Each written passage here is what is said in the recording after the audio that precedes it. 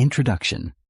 What if I told you the secret to unlocking every door in your personal and professional life isn't raw intelligence, charisma, or even luck, but something far more potent and shockingly underdeveloped?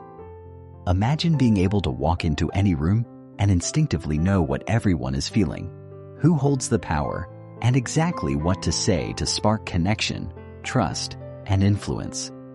Now imagine being able to do that consistently with bosses, partners, strangers, and friends. That skill?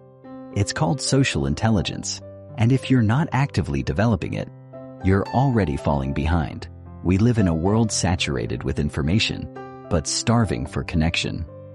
In an age of AI, automation, and algorithm-driven everything, the one thing that can't be replicated by machines, at least not authentically, is our ability to understand, empathize with, and respond to other human beings. And yet, most of us never learned how to truly read people, interpret subtle social cues, or navigate emotionally charged interactions without guesswork or anxiety. Instead, we fumble through conversations, misread intentions, miss opportunities, and wonder why we feel out of sync in relationships and teams. The truth is, intelligence alone won't get you ahead. Emotional sensitivity is not enough.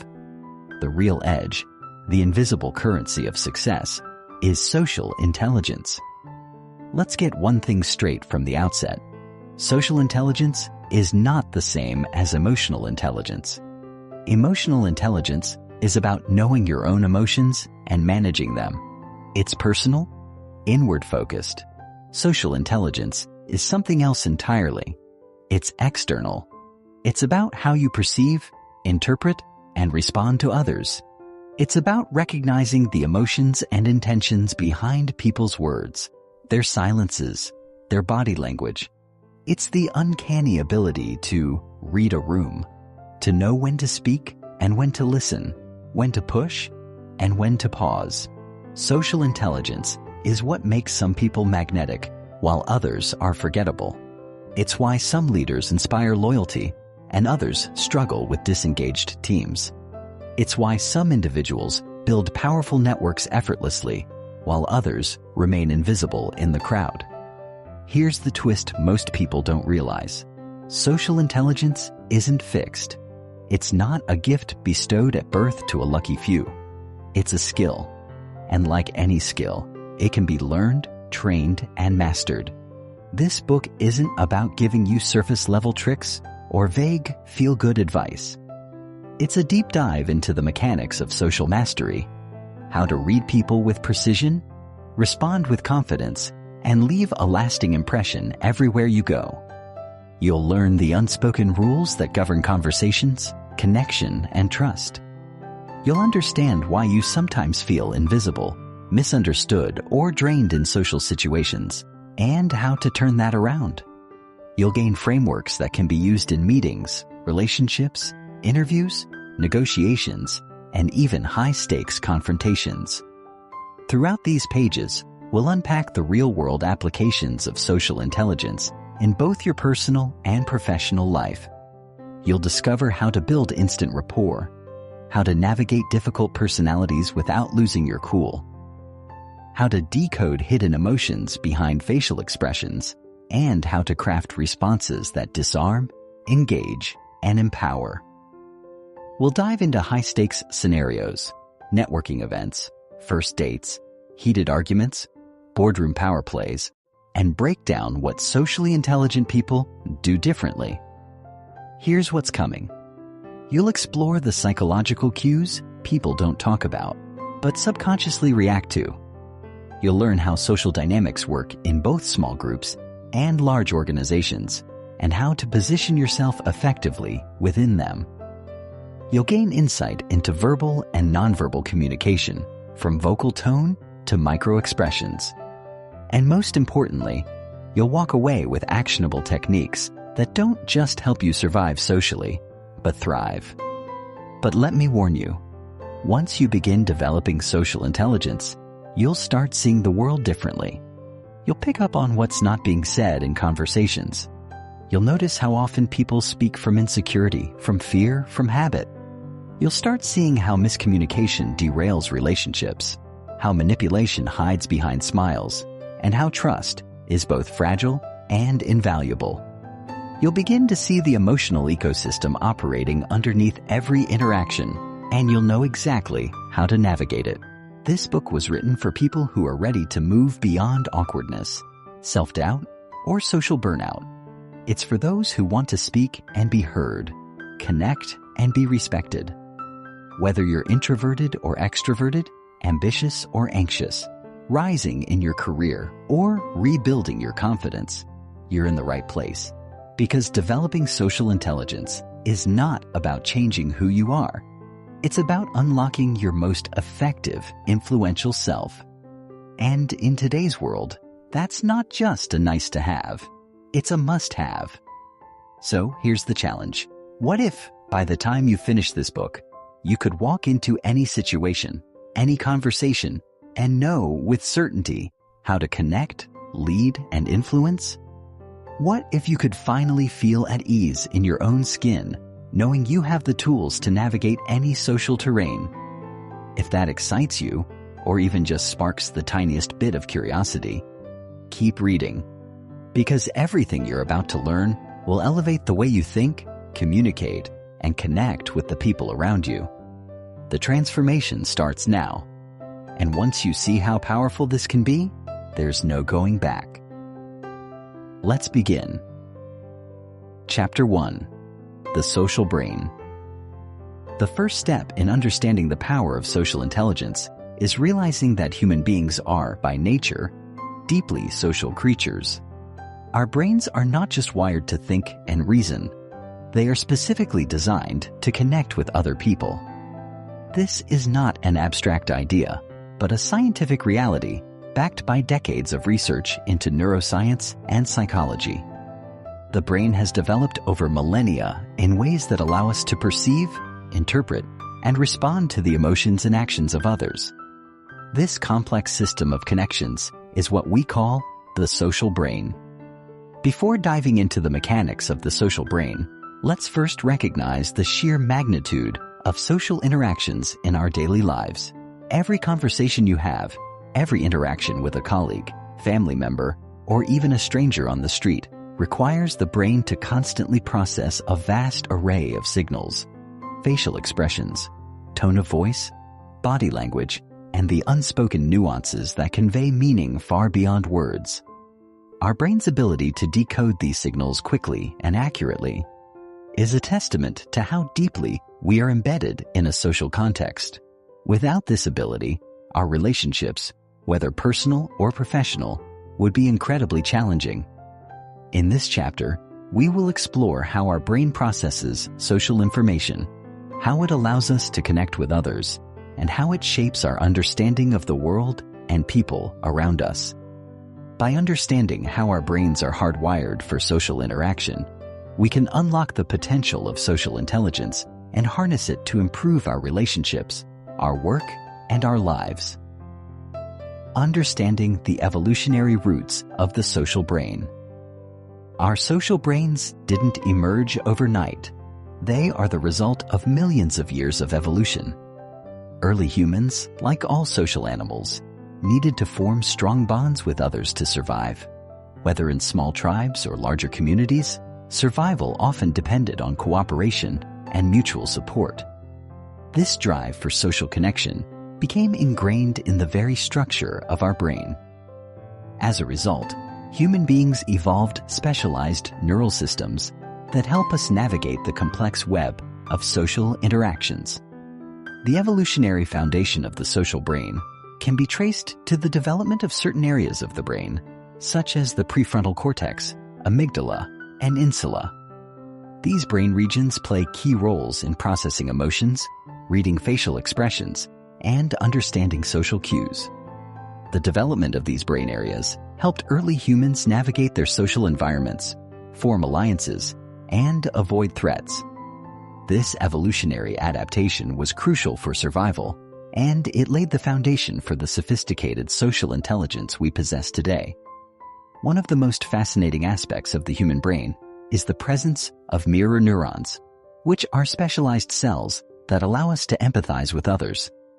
When we observe someone performing an action or experiencing an emotion, these neurons fire in our brain as though we were doing the same thing. This enables us to feel what others feel and understand their emotions more deeply. Mirror neurons are a key component of empathy, and they form a vital part of our social brain. This neural mechanism allows us to connect with others on a deeply emotional level, and it is the basis for the powerful sense of shared experience that forms the foundation of human relationships. The role of the prefrontal cortex, a social decision maker. One of the most critical brain regions involved in social intelligence is the prefrontal cortex, PFC, the area at the front of the brain that is responsible for higher-level thinking, decision-making, and self-regulation. This area of the brain helps us make decisions based not only on logic, but also on social and emotional considerations. The PFC is what allows us to weigh social consequences, to choose behaviors that align with our values, and to regulate our impulses in social settings. When you meet someone new, the prefrontal cortex is at work. It's not just analyzing what that person is saying, but also interpreting their body language, facial expressions, and the tone of their voice. The PFC helps us assess the emotional context of a conversation and decide how to respond. This complex decision-making process often happens in split seconds, demonstrating just how deeply our brain is attuned to social interactions. Over time, these quick assessments become second nature, allowing us to navigate social situations with ease. The prefrontal cortex also plays a role in managing social relationships. It helps us maintain self-control in difficult social situations, whether it's restraining from saying something inappropriate or recognizing when to speak up in a group conversation. It helps us understand the emotional landscape of a situation and decide how best to engage with others. The prefrontal cortex's ability to process social information is what allows us to navigate the complexities of group dynamics, whether at work or in personal relationships. The amygdala, the emotional signal center. Another key player in the social brain is the amygdala, the brain's emotional alarm system. The amygdala is responsible for detecting threats in our environment and triggering the appropriate emotional response. This could be a feeling of fear when encountering danger or joy when seeing a loved one. But the amygdala's role extends beyond basic survival instincts. It also plays a significant role in social interactions. In social situations, the amygdala helps us process the emotional signals of others.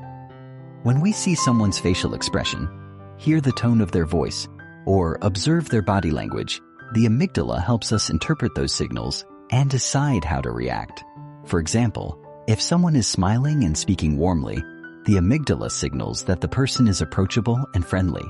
Conversely, if someone is frowning or crossing their arms, the amygdala may alert us to potential hostility or discomfort. These rapid emotional responses are crucial for navigating social situations quickly and efficiently. Interestingly, the amygdala is also involved in the process of social learning. It helps us remember emotional experiences and associate them with certain people or situations. This learning process is essential for building social intelligence. Over time, as we have more social experiences, the amygdala helps us refine our ability to understand and respond to the emotions of others. This learning process allows us to adapt our social behaviors, becoming more attuned to the needs and feelings of those around us. The insula, a gateway to empathy. The insula, a region deep within the brain, plays a crucial role in empathy. It is responsible for processing bodily sensations and emotions, and it helps us feel the emotional states of others. The insula's role in empathy can be understood through its involvement in processing feelings like pain, disgust, and pleasure, emotions that we often experience when interacting with others. When we observe someone in distress or suffering, the insula activates, allowing us to feel a sense of shared emotion. This neural mechanism helps us empathize with others, forming the foundation of compassionate behavior. The insula is also involved in social decision-making, as it helps us assess the emotional consequences of our actions. It plays a role in moral decision-making, allowing us to consider how our behaviors affect the well-being of others. In this way, the insula is critical to our ability to connect with others on a deep emotional level. It enables us to recognize the emotional states of those around us and respond in ways that promote empathy and understanding. The insula's function is central to social intelligence, as it allows us to tune into the feelings of others and react appropriately. The brain's social architecture is incredibly complex, but it's also remarkably efficient.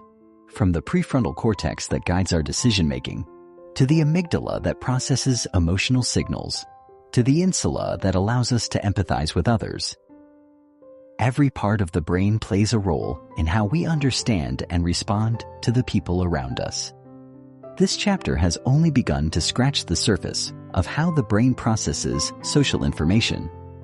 In the next sections, we'll explore how these neural systems work together to shape our behavior in social situations.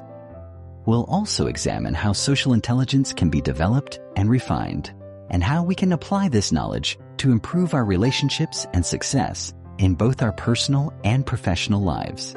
Understanding the social brain is the first step in mastering social intelligence. By recognizing how our brains are wired for connection, we can begin to appreciate the power of empathy, communication, and emotional awareness in building meaningful relationships.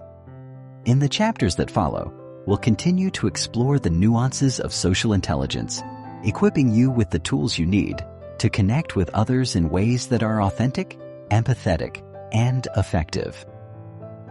Chapter 2. The Nature of Empathy. Defining empathy and its role in human connection. Empathy is often referred to as the ability to understand and share the feelings of another person. But empathy is more than just feeling for someone else. It's a complex and dynamic process involving both emotional and cognitive components. It's the cornerstone of our social intelligence, a key ingredient that enables us to forge strong, meaningful connections with the people around us. In simple terms, empathy is what allows us to put ourselves in someone else's shoes, to feel what they're feeling, and to respond in a way that is supportive and compassionate. When someone shares their grief with us, empathy allows us to feel their sadness. When someone experiences joy, empathy allows us to celebrate with them. It is, in many ways, the thread that binds us to others, allowing us to relate to their emotions and experiences. However, empathy is not a one-size-fits-all concept. It comes in various forms, from the deep emotional resonance we feel when someone close to us is in pain to the more cognitive understanding of someone's emotions in a less personal context. While empathy can feel automatic, it is a skill, one that is shaped by both biology and experience. In this chapter, we will explore the multiple dimensions of empathy, how it works in the brain, and how it influences our social interactions. The emotional and cognitive components of empathy is commonly divided into two components: emotional empathy and cognitive empathy. Emotional empathy refers to the capacity to directly feel another person's emotions. When someone else is sad, we might feel sadness as well. This form of empathy involves our ability to sense and resonate with the emotional states of others. It's what allows us to connect with someone who is grieving or anxious, as we can feel those emotions in our own bodies. Cognitive empathy, on the other hand, is the ability to understand what someone else is going through, even if we don't necessarily feel the same emotions. It's the ability to step back and recognize someone else's emotional state without becoming overwhelmed by it. Cognitive empathy allows us to empathize with someone even if we haven't experienced the same situation they're going through. For example, we may not have experienced a specific type of loss, but cognitive empathy enables us to understand how that loss might feel to someone else. Both forms of empathy are essential in social interactions. Emotional empathy enables us to bond with others on an emotional level, to offer comfort and support in moments of distress. Cognitive empathy, however, allows us to navigate social situations with greater understanding and perspective. By balancing both emotional and cognitive empathy, we can respond to others in ways that are not only compassionate, but also appropriate to the context. The neuroscience of empathy. Empathy is not just a social or emotional phenomenon. It has deep roots in the structure of the brain. At its core, empathy is a brain function, and understanding how the brain facilitates empathy can give us a deeper appreciation for its power in our social lives. The brain regions most involved in empathy include the anterior insula, the anterior cingulate cortex, and the mirror neuron system. The insula, which we briefly touched upon in Chapter 1, plays a significant role in both emotional and cognitive empathy.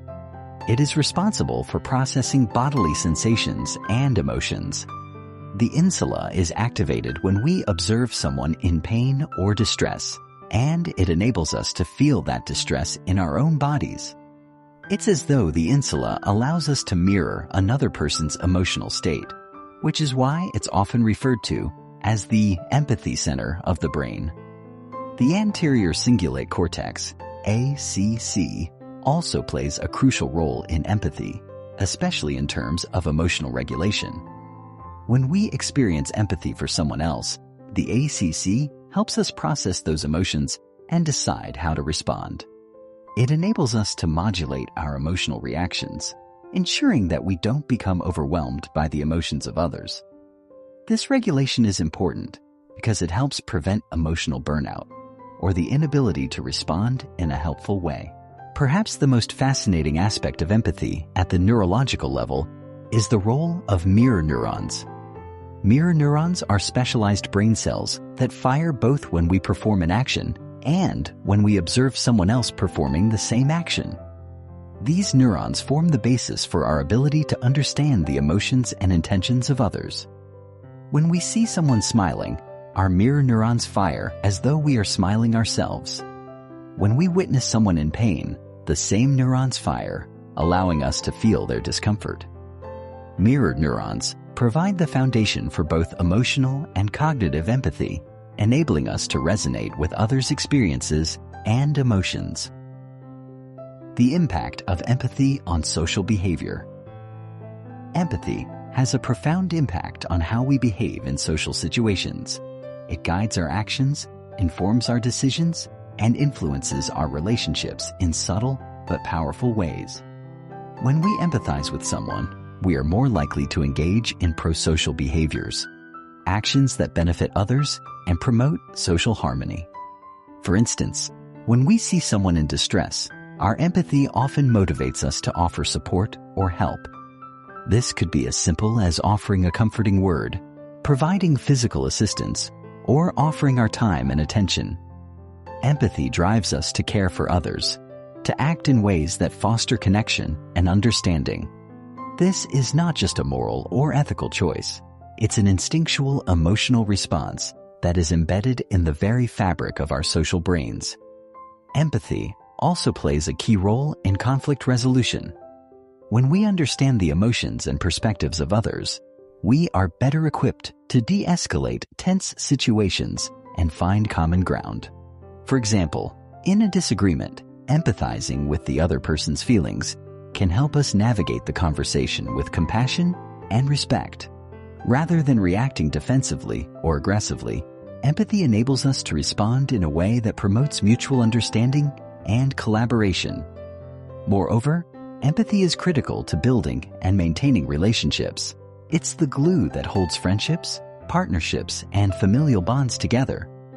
By regularly showing empathy, we signal to others that we care about their well-being and are attuned to their emotional needs. In turn, this fosters trust, loyalty, and deeper emotional connection. Empathy allows us to be present with others in meaningful ways, helping us create stronger, more supportive relationships. The limits and challenges of empathy. While empathy is an essential skill for building social connections, it does have its limits. Sometimes, we may find ourselves emotionally overwhelmed by the pain or distress of others. This is known as empathic distress or compassion fatigue. When we feel too deeply for someone else, it can be challenging to maintain the emotional balance necessary to respond effectively. Empathy fatigue is particularly common among caregivers, social workers, and those in professions that require constant emotional engagement with others. Over time, this emotional exhaustion can lead to burnout and even a diminished capacity to empathize with others. It's important, therefore, to develop the ability to regulate our emotional responses and practice self-care. Another challenge is the potential for empathy gaps in certain social contexts. For instance, when we are interacting with people who have different backgrounds, experiences, or perspectives from our own, it can be difficult to fully empathize with their feelings or needs. Cultural differences, for example, can create barriers to empathy, as we may not fully understand or relate to the experiences of others. In such situations, cognitive empathy, understanding others' emotions from an intellectual standpoint, becomes especially valuable. By actively seeking to understand someone's perspective, even if we don't feel the same emotions, we can still engage empathetically. Cultivating and expanding empathy. Empathy, like any other skill, can be cultivated and strengthened over time. Developing empathy requires both practice and mindfulness. It's not something that just happens naturally. It's a conscious effort to tune into the emotions of others and respond with care and understanding. One way to cultivate empathy is through active listening. When we truly listen to others, without judgment or distraction, we create space for them to express their emotions and experiences. This deep listening helps us understand their feelings on a more profound level, which, in turn, strengthens our empathetic responses. Active listening involves not only hearing the words, but also paying attention to the tone of voice, body language, and emotional cues. It's about being present and fully engaged in the conversation. Another way to cultivate empathy is through perspective taking. This involves making a conscious effort to see the world through another person's eyes. It's about trying to understand their thoughts, feelings, and experiences, even if we don't share them. Perspective taking is a powerful tool for expanding our empathy, as it helps us understand people who are different from us, whether culturally, socially, or emotionally. Finally, practicing empathy involves self-reflection and self-awareness. By regularly reflecting on our own emotional responses and recognizing when we might be disconnected from others, we can become more attuned to the needs of those around us. Empathy is not just about understanding others. It's also about understanding ourselves and how our emotions influence our interactions. Empathy is at the core of social intelligence. It allows us to connect with others on a deep emotional level, fostering trust, compassion, and mutual understanding. Empathy enables us to respond appropriately to the emotions of others, promoting positive interactions and relationships. It drives pro-social behaviors, enhances communication, and helps us navigate complex social situations with sensitivity and insight. As we've seen in this chapter, empathy is a multifaceted skill that involves both emotional and cognitive components. It is supported by key brain regions like the insula, anterior cingulate cortex, and mirror neuron system. But while empathy is an innate capacity, it is also a skill that can be developed and refined over time.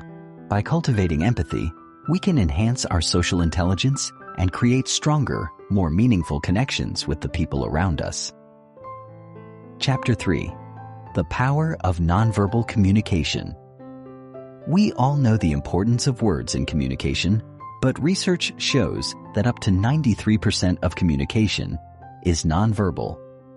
This includes facial expressions, body language, posture, tone of voice, and even subtle changes in our behavior that can convey powerful messages, often without us even being aware of it.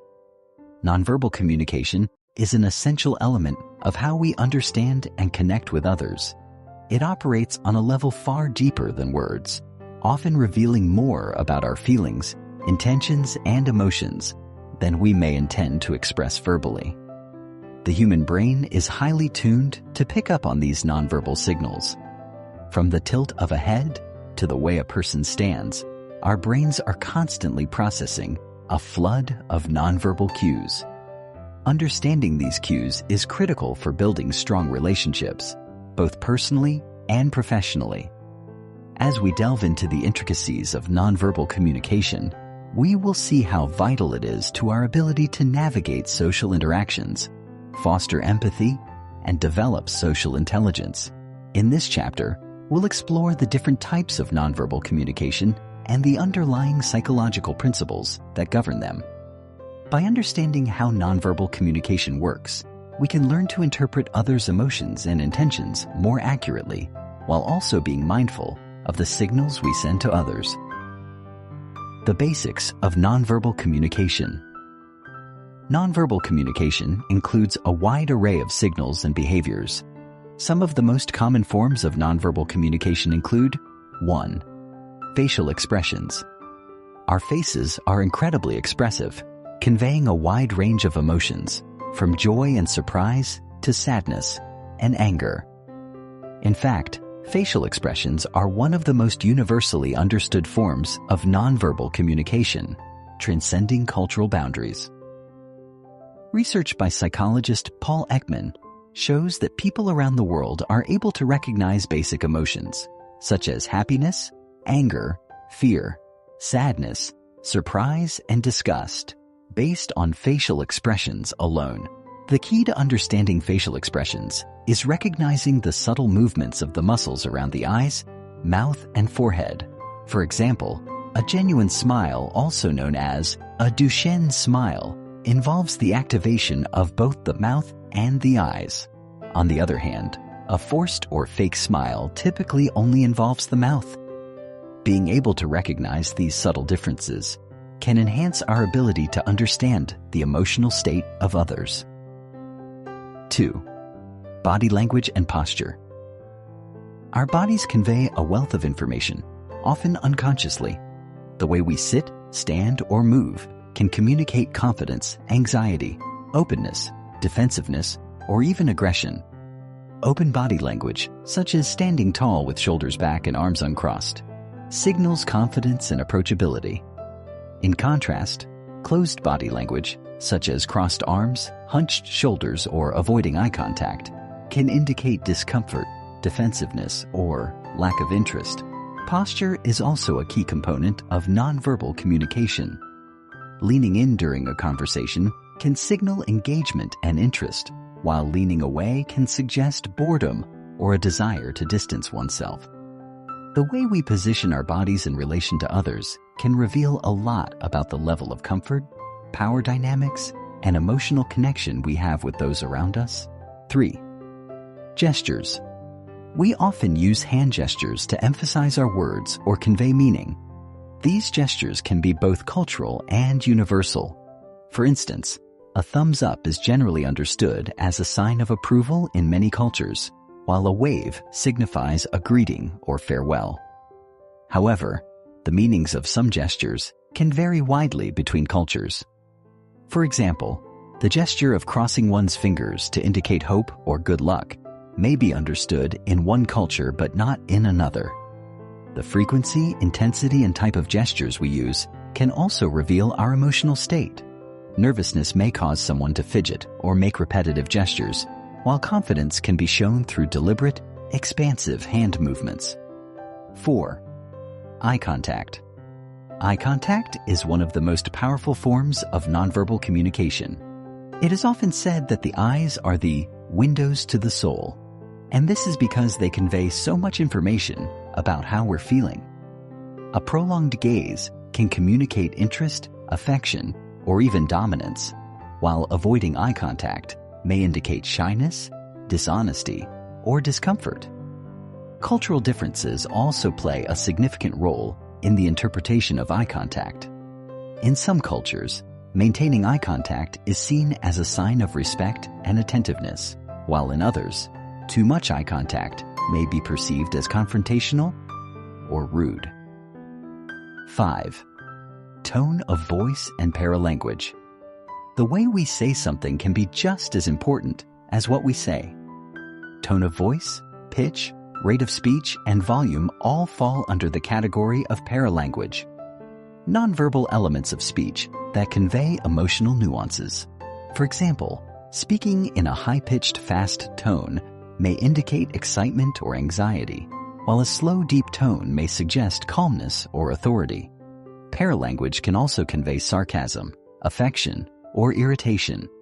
The same sentence spoken with a different tone can convey an entirely different message. Therefore, listening to the tone and rhythm of speech is essential for understanding the true meaning behind a statement. The psychological mechanisms behind nonverbal communication. The power of nonverbal communications lies in its deep connection to the emotional and psychological processes of the brain. Nonverbal cues are processed by several brain areas, including the amygdala, prefrontal cortex, and insula, all of which play important roles in emotional processing, empathy, and decision-making. 1. The amygdala and emotional response. The amygdala is responsible for processing emotions, particularly fear and threat detection. When we observe nonverbal cues, such as a tense posture or a frown, the amygdala quickly assesses whether these signals are positive or negative. It triggers an emotional response based on that assessment, which helps us determine how to react. For instance, if we see someone frowning or avoiding eye contact, the amygdala may interpret that as a sign of disinterest or discomfort, prompting us to adjust our approach accordingly. 2. The prefrontal cortex and social processing. The prefrontal cortex plays a crucial role in evaluating social situations and regulating our responses. When we observe nonverbal cues, the prefrontal cortex helps us make decisions about how to act in the context of the relationship or environment.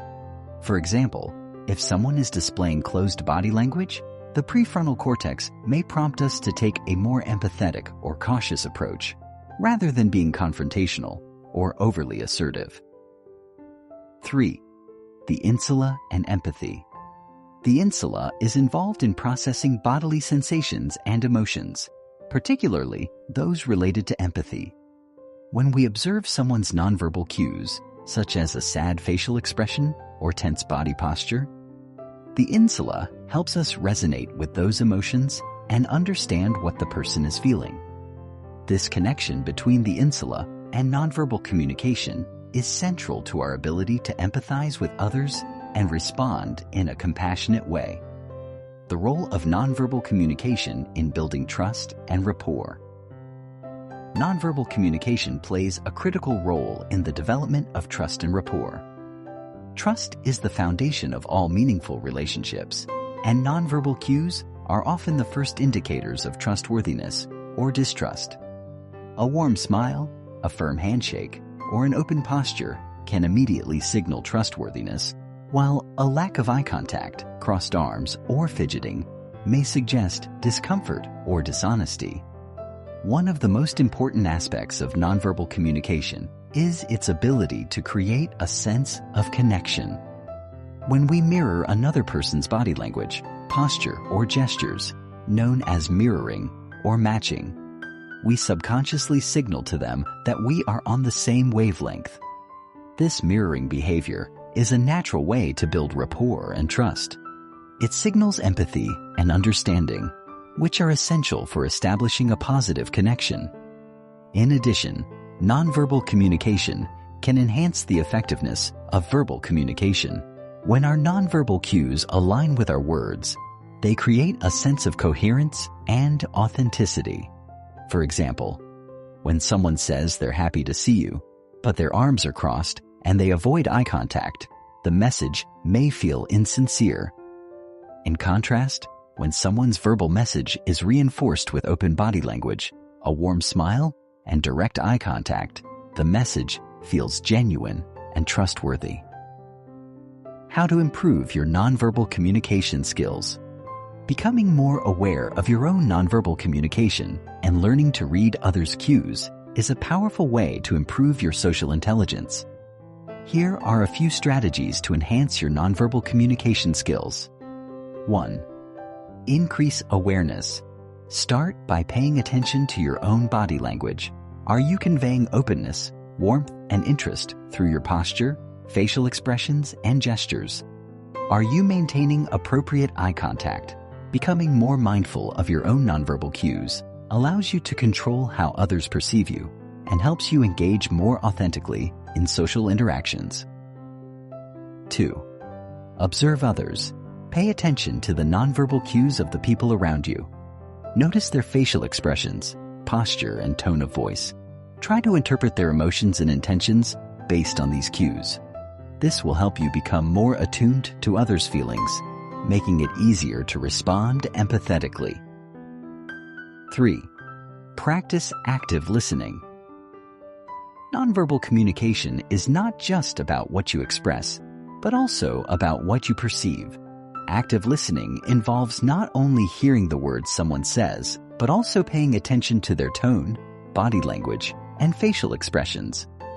By fully engaging in the conversation, you'll be able to respond more thoughtfully and empathetically. Nonverbal communication is an essential component of social intelligence.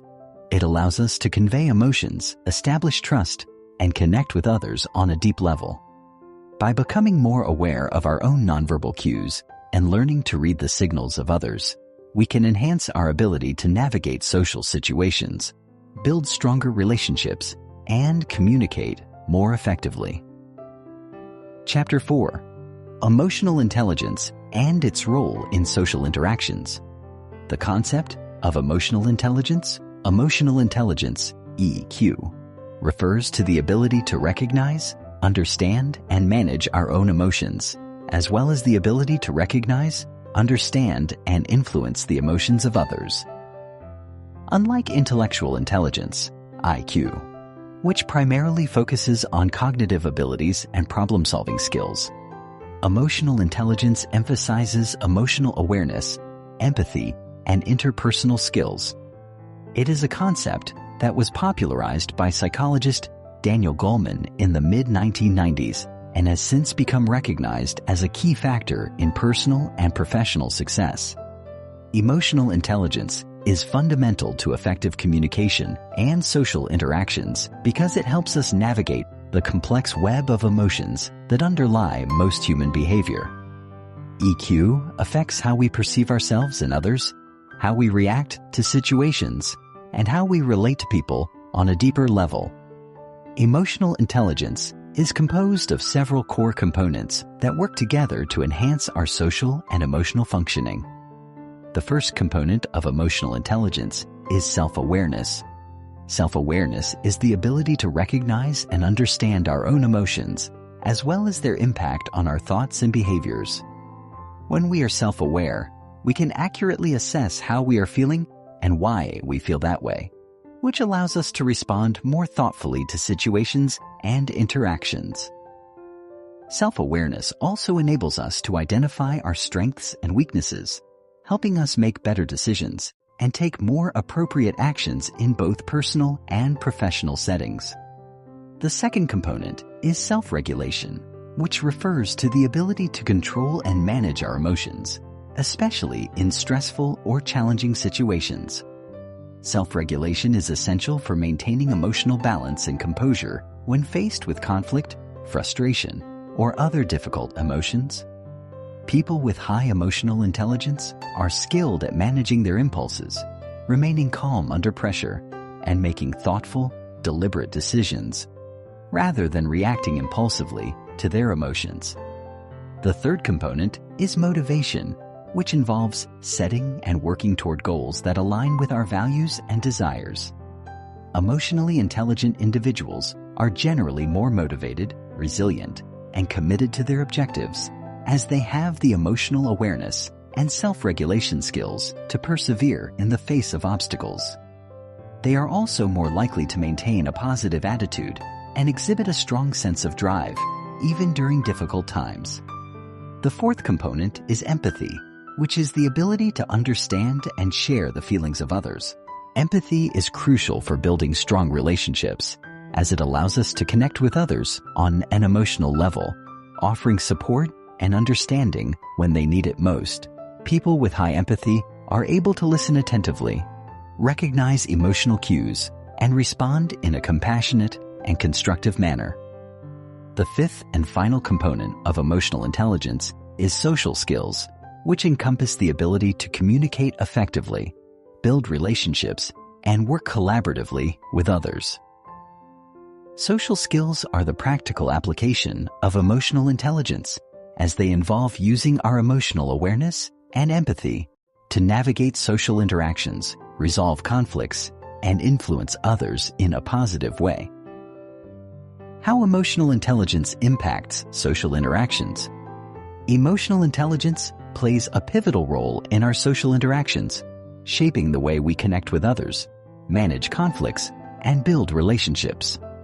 At its core, EQ allows us to tune into the emotional undercurrents that influence social dynamics, making it easier to understand the motivations, concerns, and needs of others. In many ways, emotional intelligence serves as a kind of social radar, helping us pick up on subtle emotional signals and respond accordingly. For example, when we interact with someone, we don't just listen to their words. We also pay attention to their tone of voice, body language, and facial expressions.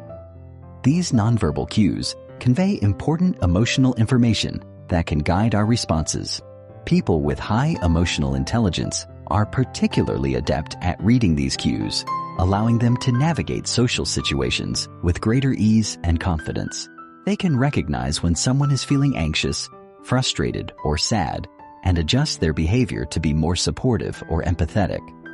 In contrast, individuals with low emotional intelligence may struggle to pick up on these emotional signals, leading to misunderstandings or awkward interactions. One of the key ways that emotional intelligence enhances social interactions is through the development of empathy. Empathy is the ability to put ourselves in someone else's shoes and truly understand their emotional experience. It goes beyond sympathy, which involves feeling pity or sorrow for someone. Empathy involves connecting with their feelings and sharing in their emotional journey. Empathy is a fundamental aspect of emotional intelligence because it allows us to build rapport, establish trust, and deepen our relationships with others. When we show empathy, we create a sense of emotional safety and understanding, which encourages others to open up and engage with us. This is particularly important in both personal and professional relationships, where trust and communication are essential for success. People who are empathetic tend to be better listeners, more considerate in their responses, and more attuned to the needs of others. They are also more likely to engage in prosocial behaviors, such as offering support or assistance, which strengthens social bonds and fosters cooperation. Emotional intelligence also plays a critical role in conflict resolution. In any social interaction, disagreements and conflicts are inevitable. However, the way we handle these conflicts can make a significant difference in the outcome. People with high emotional intelligence are generally more skilled at managing conflict because they can regulate their emotions and approach the situation with a calm, measured mindset. Rather than reacting impulsively or aggressively, they take the time to understand the perspectives of all parties involved and seek a constructive resolution. They are able to de-escalate tense situations, facilitate productive conversations, and find common ground, even when emotions are running high. In contrast, individuals with low emotional intelligence may become defensive, argumentative, or dismissive during conflicts, which can lead to further tension and damage to the relationship. By understanding and managing our emotions, we are better equipped to navigate disagreements in a way that promotes collaboration and mutual respect. Furthermore, emotional intelligence is crucial for building and maintaining positive relationships, both personally and professionally. Relationships are built on trust, communication, and mutual respect, and emotional intelligence enhances all of these components. When we are emotionally intelligent, we are more likely to communicate effectively, show empathy, and handle conflicts constructively, all of which contribute to stronger, more resilient relationships. In a professional context, emotional intelligence is particularly valuable as it helps individuals collaborate more effectively, lead teams with greater skill, and navigate complex social dynamics in the workplace. Leaders with high emotional intelligence are more likely to inspire loyalty, motivate their teams, and create a positive work environment. They are also better at managing stress and staying focused under pressure, which allows them to make better decisions and lead by example. Emotional intelligence is also important for networking and building connections, as it enables individuals to connect with others on a personal level and build rapport quickly. The benefits of emotional intelligence. The benefits of emotional intelligence are vast and far-reaching. Research has shown that individuals with high emotional intelligence tend to experience greater success in both their personal and professional lives. They are more likely to have fulfilling relationships, higher levels of job satisfaction, and better overall mental health. This is because emotional intelligence allows us to better manage our emotions, navigate social situations, and build stronger, more supportive relationships. People with high EQ are also more likely to be resilient in the face of adversity, as they are able to regulate their emotional responses to stress and maintain a positive outlook. This resilience is particularly important in today's fast-paced, often unpredictable world, where change and uncertainty are constants. In addition to improving personal and professional relationships, emotional intelligence is also linked to improved physical health. Studies have found that individuals with high emotional intelligence are less likely to experience stress-related health problems, such as high blood pressure or heart disease. This is likely because emotional intelligence helps individuals manage their emotions in a healthy way, reducing the harmful effects of chronic stress. By learning to regulate our emotions, we can lower our stress levels, improve our immune system function, and enhance our overall well-being. Another key benefit of emotional intelligence is its role in enhancing leadership skills. Leaders with high emotional intelligence are better equipped to inspire and motivate their teams, resolve conflicts, and foster a positive work culture. They are also more adept at understanding the emotional needs of their employees and providing the support and guidance necessary for success. Research has shown that emotionally intelligent leaders are more likely to earn the trust and respect of their employees, which leads to higher levels of engagement, productivity, and job satisfaction. Additionally, emotional intelligence helps leaders navigate the complexities of decision-making, as it enables them to consider the emotional impact of their choices on others. How to develop emotional intelligence. While emotional intelligence may come more naturally to some individuals, it is a skill that can be developed and strengthened over time. The process of improving emotional intelligence involves building self-awareness, practicing emotional regulation, and developing empathy and social skills. Here are some strategies to help you enhance your emotional intelligence. 1. Practice self-reflection. Self-awareness is the foundation of emotional intelligence, and it begins with self-reflection. Take time each day to reflect on your emotions, thoughts, and behaviors. Ask yourself how you felt during different interactions, what triggered those emotions, and how your reactions affected the outcome of the situation. Journaling can be a helpful tool for self-reflection, as it allows you to process your thoughts and emotions in a constructive way. 2. Regulate your emotions. Emotional regulation is a skill that can be developed through mindfulness and relaxation techniques.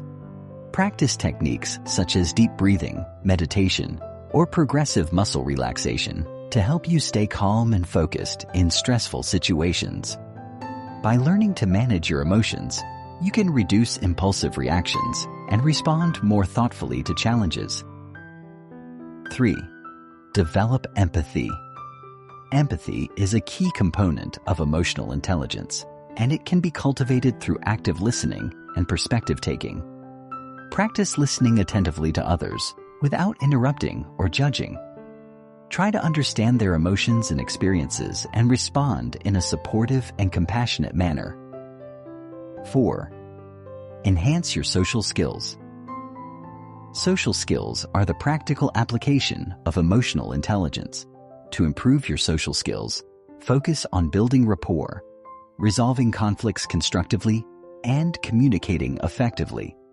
Practice being open, approachable, and assertive in your interactions with others. Emotional intelligence is a powerful tool that can transform the way we interact with others, manage our emotions, and navigate social situations. By developing our emotional intelligence, we can build stronger relationships, handle conflicts more effectively, and become more successful in both our personal and professional lives. EQ is not just about being aware of our emotions. It's about understanding the emotions of others, regulating our own emotional responses, and using this awareness to create positive, meaningful connections. As we continue to enhance our emotional intelligence, we unlock the potential to foster deeper relationships, improve our communication, and become more empathetic, compassionate individuals. Chapter 5. Mastering the Art of Communication. Understanding the importance of effective communication. Communication is often described as the backbone of all human relationships, whether personal or professional. It is the primary tool we use to express ourselves, connect with others, and navigate the complex web of emotions, ideas, and intentions that underpin our interactions. While many people may assume that communication is as simple as speaking and listening, it is far more nuanced than that. True communication involves the ability to convey ideas, emotions, and intentions clearly and effectively, while also being able to understand and respond to the messages others are sending. In fact, effective communication is a key determinant of success in nearly every aspect of life, whether it's fostering strong relationships, advancing in a career, or resolving conflicts. Without effective communication, misunderstandings, frustration, and isolation are likely to occur, often resulting in unnecessary conflict or disconnection. By mastering the art of communication, we can build better relationships, collaborate more efficiently, and navigate the challenges of daily life with greater ease. At its core, communication is a two-way process. It involves not only the transmission of information, but also the reception and interpretation of that information. The message being communicated can be verbal or nonverbal, and both forms play a crucial role in shaping the effectiveness of the communication. Verbal communication, which involves the use of words, is often the first thing we think of when we consider communication. However, research has shown that a significant portion of communication is nonverbal. Some estimates suggest that as much as 93% of communication is conveyed through nonverbal cues, including body language, facial expressions, tone of voice, and gestures. This means that even when we are not speaking, we are still sending powerful messages to those around us. It is essential to be aware of both verbal and nonverbal elements of communication, as they work together to convey meaning and influence the impact of our messages. When both are in alignment, communication is more likely to be effective and engaging. But when they are mismatched, confusion and misinterpretation can occur. Effective communication also requires a level of emotional intelligence. Being emotionally aware of ourselves and others allows us to choose our words carefully, respond empathetically, and engage in active listening. This requires us to be fully present during conversations, not just passively receiving information, but also engaging with it. It is important to remember that communication is not a one-way street. It is a dynamic interaction where both parties are involved in the exchange. Active listening is a critical component of effective communication. It goes beyond hearing words to fully understanding and processing the message being delivered. This involves paying attention to the speaker's tone, body language, and emotional state, while also remaining open to their perspective. When we listen actively, we show that we value the other person's thoughts and feelings, which helps to build trust and rapport. Conversely, when we fail to listen attentively or are distracted during conversations, it can cause frustration, alienation, and a breakdown in communication. The elements of communication: words, tone, and body language. The elements of communication are multifaceted, and each component plays a crucial role in how messages are received and understood. Let's begin by looking at verbal communication, which involves the use of words to convey meaning. The choice of words is essential in shaping how a message is perceived. Words carry both denotative, literal meanings, and connotative, emotional or subjective meanings, and understanding the nuances of language is key to ensuring effective communication. For instance, the way we phrase something can influence whether it is interpreted as a positive or negative message. A simple phrase like, "I understand," can carry different meanings depending on the context, tone, and relationship between the people involved. The words we use can either enhance or undermine the message we are trying to communicate, so it is crucial to be mindful of our language choices. Tone of voice is another vital element of communication that can greatly impact the meaning of our words.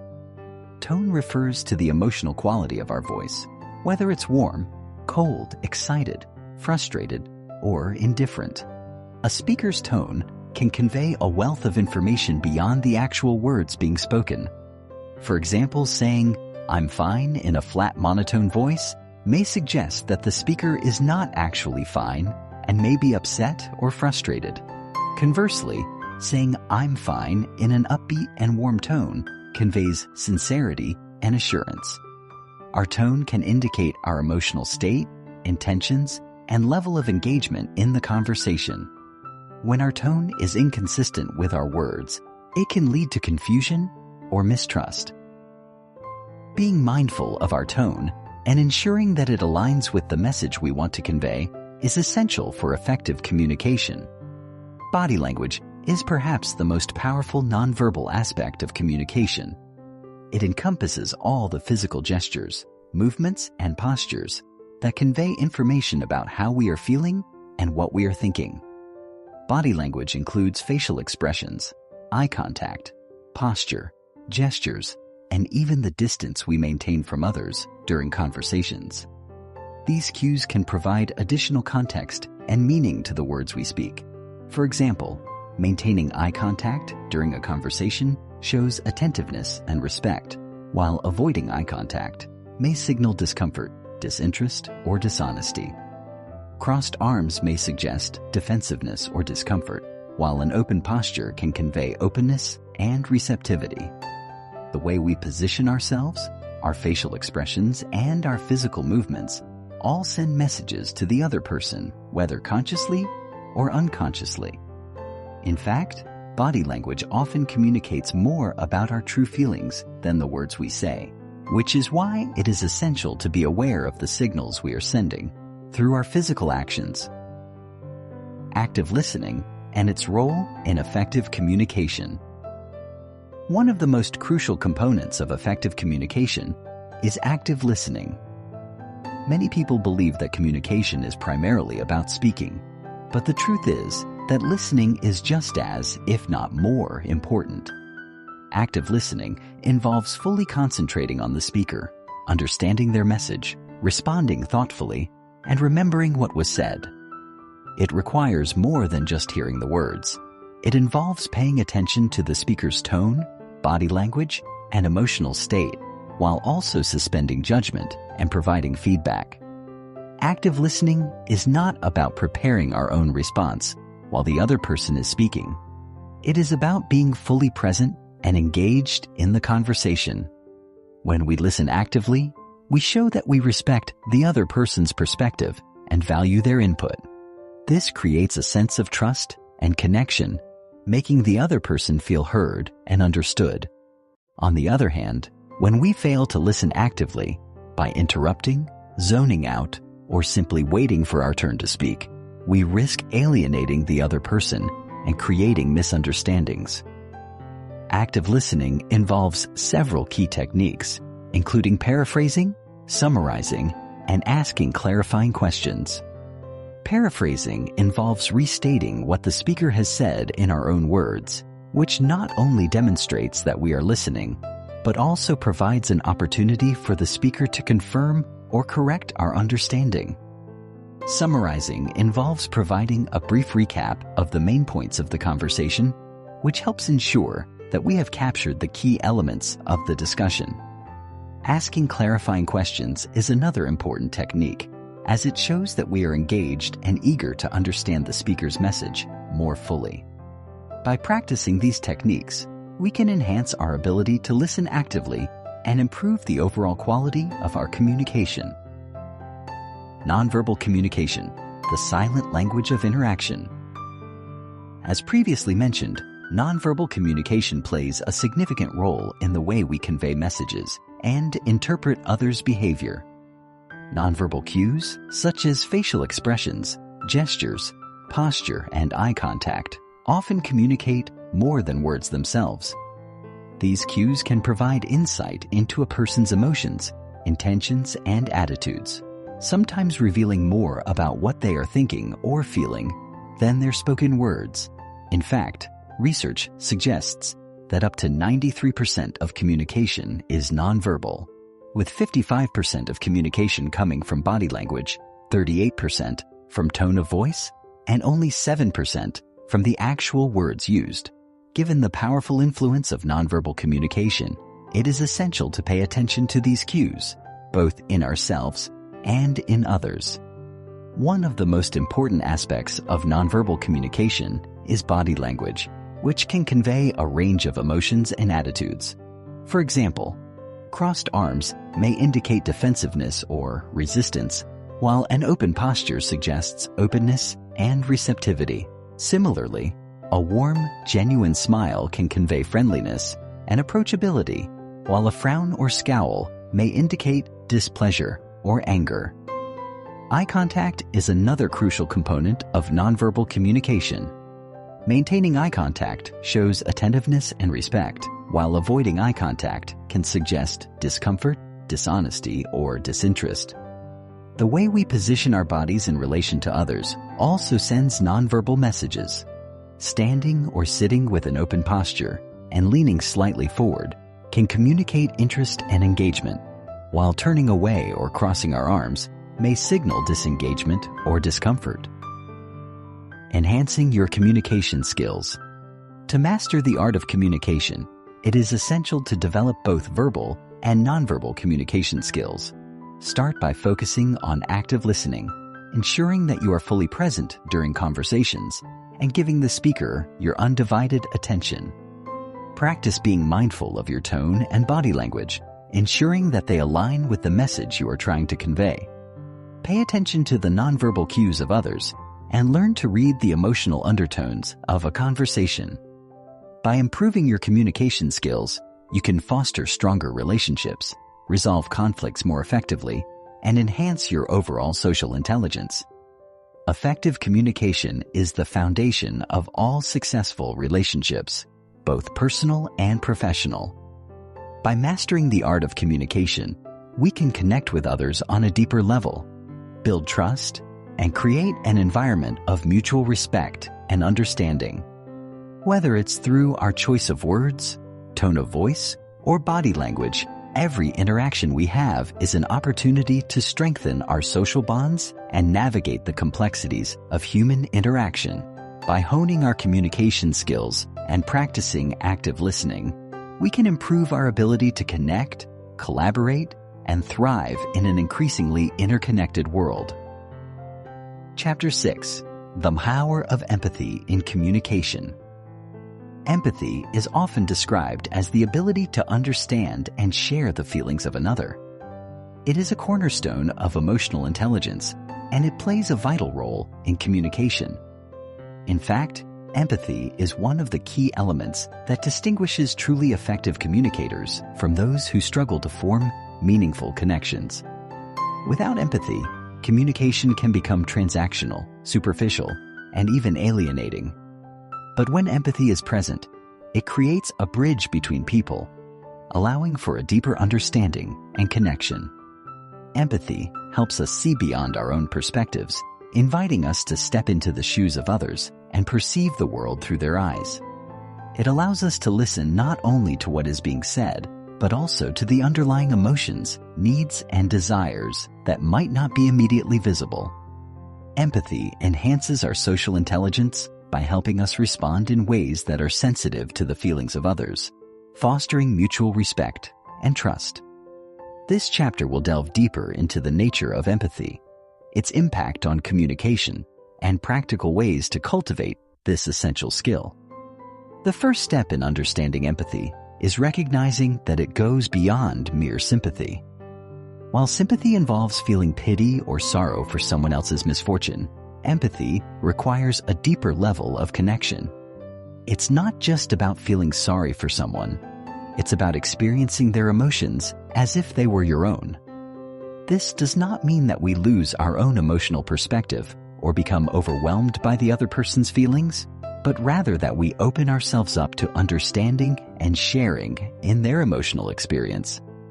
This deeper emotional resonance creates a powerful bond between people and strengthens relationships. In contrast, a lack of empathy can lead to misunderstandings, frustration, and emotional distance. Empathy requires us to listen attentively with both our minds and hearts, and to engage with the other person's emotions and experiences in a genuine and non-judgmental way. This allows us to respond thoughtfully, offering support, comfort, or validation as needed. It also opens the door to more effective problem solving, as we can better understand the underlying motivations and concerns of others. Empathy is not just about understanding others on an intellectual level. It also involves connecting with them emotionally. This emotional connection allows us to engage in more compassionate and authentic communication. For example, when someone is going through a difficult time, simply offering words of comfort can sometimes feel empty if they are not backed by a genuine understanding of what the person is feeling. On the other hand, when we empathize with the person's emotions, we are able to offer words and actions that are grounded in compassion, and we are more likely to offer support that resonates with their needs. Empathy allows us to meet others where they are emotionally, making it easier to build rapport and foster trust. It is through empathy that we are able to communicate in a way that feels human rather than transactional, and to connect on a deeper level with those around us. The two types of empathy: cognitive and emotional. There are two primary types of empathy: cognitive empathy and emotional empathy.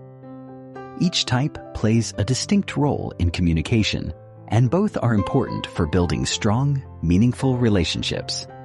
Understanding the differences between cognitive and emotional empathy can help us develop a more nuanced approach to our interactions with others. Cognitive empathy is the ability to understand another person's perspective or point of view.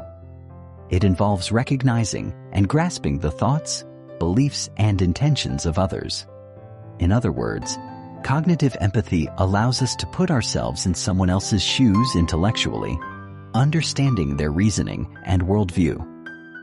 This type of empathy is particularly useful in situations that require problem solving, conflict resolution, or negotiation.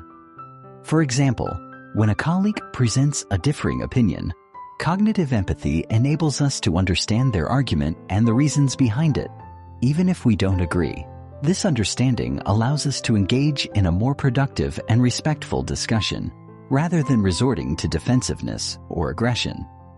Cognitive empathy is also crucial in professional environments, where it helps us work collaboratively with diverse teams, communicate effectively with clients, and navigate the complexities of social dynamics. It allows us to engage with others' ideas and perspectives without judgment, making it easier to find common ground and build consensus. On the other hand, emotional empathy involves feeling what another person is feeling.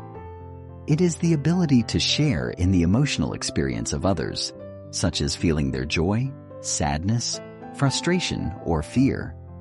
Emotional empathy allows us to connect with others on a deep, visceral level, enabling us to respond with genuine compassion and care. This type of empathy is particularly important in personal relationships, as it fosters emotional intimacy and understanding. For example, when a friend is grieving the loss of a loved one, emotional empathy allows us to feel their pain and offer support that comes from a place of shared emotion. Emotional empathy also plays a crucial role in comforting others during times of distress, as it enables us to offer validation and emotional support that meets the person's needs. However, emotional empathy can also be challenging at times, as it requires us to confront and feel the emotions of others, which can be overwhelming or difficult. Balancing emotional empathy with cognitive empathy, understanding someone's feelings while also maintaining our own emotional boundaries, is key to maintaining healthy relationships and preventing emotional burnout. The role of empathy in building trust and connection. Empathy is a fundamental driver of trust and connection in relationships. When we demonstrate empathy, we signal to others that we are attuned to their feelings and needs, and that we care about their well-being. This creates an environment of psychological safety, where people feel comfortable expressing themselves without fear of judgment or rejection. Trust is the foundation of all strong relationships, and empathy is one of the key ingredients in building and maintaining that trust.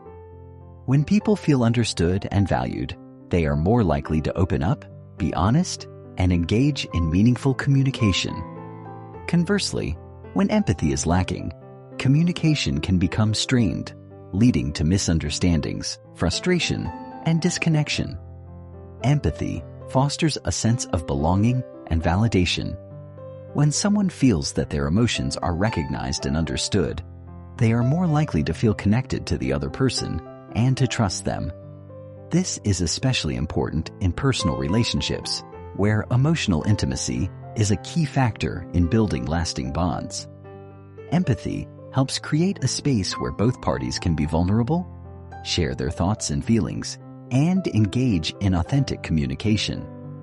In professional settings, empathy can also enhance collaboration and teamwork. When colleagues empathize with one another, they are more likely to support each other, work together to solve problems, and create a positive work environment. This sense of connection and mutual understanding can lead to greater productivity, creativity, and job satisfaction. Empathy also plays a crucial role in conflict resolution. When we are able to empathize with the emotions and perspectives of others, we are better equipped to handle disagreements and find solutions that satisfy everyone involved. Instead of focusing on winning or being right, empathy encourages us to listen with an open mind and seek understanding. It helps us approach conflicts with a mindset of collaboration rather than confrontation, which can lead to more positive outcomes. Empathy enables us to recognize the underlying emotional needs that may be driving a conflict, allowing us to address these needs in a compassionate and constructive manner. How to cultivate empathy in everyday interactions. While some people may have a natural inclination toward empathy, it is a skill that can be cultivated with practice. Developing greater empathy requires us to be intentional about how we engage with others and to prioritize understanding their feelings and perspectives. The following are several practical strategies for cultivating empathy in everyday interactions. 1. Practice active listening. One of the most effective ways to demonstrate empathy is by listening actively. Active listening involves fully engaging with the speaker, paying attention to their words, tone, and body language. It also requires us to suspend judgment and refrain from interrupting or offering unsolicited advice. By listening attentively, we show that we value the other person's thoughts and feelings, which fosters a sense of connection and trust. 2. Put yourself in others' shoes. Empathy requires us to step outside of our own perspective and consider the experiences and emotions of others. When engaging with someone, try to imagine what it would be like to walk in their shoes.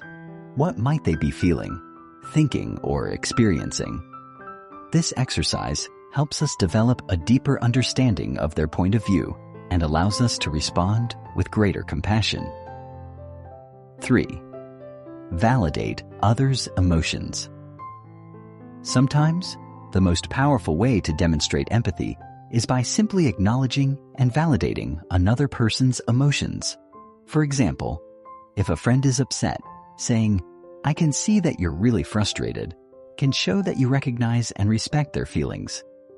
Validation helps people feel heard and understood, which can go a long way in strengthening relationships. 4. Be present and attentive. Empathy requires us to be present in the moment and to give our full attention to the person we are communicating with. Put away distractions, such as phones or other devices, and focus on the conversation at hand. Being present demonstrates that you value the other person and are committed to understanding their feelings. 5. Express compassion and support. Finally, empathy involves not just understanding, but also responding with compassion. Offer words of encouragement, comfort, or support that are appropriate to the situation.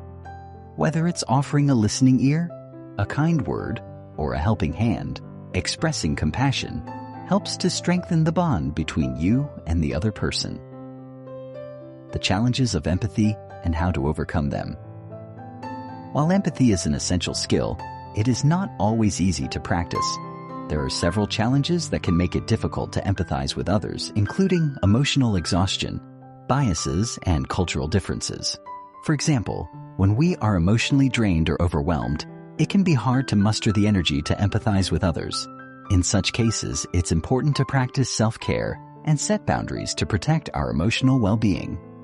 Additionally, we may have unconscious biases or assumptions that prevent us from truly understanding others, especially those who come from different backgrounds or perspectives.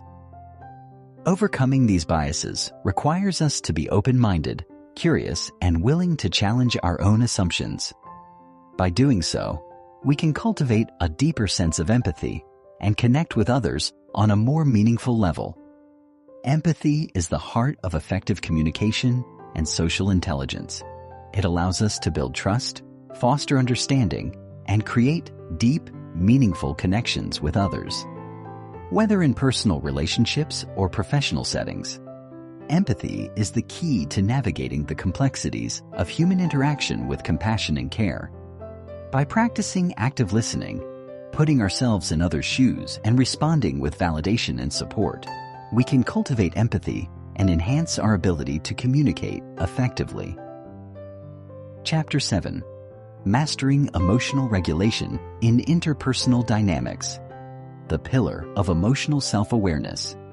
Emotional regulation begins with emotional self-awareness. Before we can manage what we feel, we must be able to identify and understand our emotions with clarity and honesty. This awareness is not simply about labeling emotions with names like anger, sadness, joy, or anxiety. It is about tracing them to their roots, understanding their triggers, and becoming conscious of the narratives we attach to them.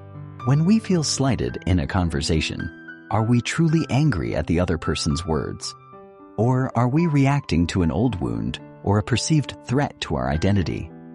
When we find ourselves suddenly shutting down emotionally, is it because we are disinterested in the topic or because we feel emotionally unsafe? Developing this depth of emotional self-awareness requires consistent reflection and an openness to examining our internal landscape without defensiveness. In social interactions, especially those that are high stakes or emotionally charged, this self-awareness becomes the compass by which we navigate. Without it, we are more likely to act on impulse, misread others' intentions, and respond in ways that damage relationships rather than heal or enhance them. Emotional awareness empowers us to pause, to assess, and to choose our responses with intentionality, rather than being swept away by reactive emotions. Emotional regulation as an intentional practice. Contrary to popular belief, emotional regulation is not about suppressing our emotions or pretending that they don't exist. Rather, It is the process of managing our emotional responses so that they are appropriate to the context and aligned with our goals. Regulation involves both understanding and channeling our emotions, choosing how and when to express them, and finding ways to process and release them that are healthy and constructive. It may mean taking a deep breath before speaking in a moment of frustration, or choosing to delay a response when emotionally triggered.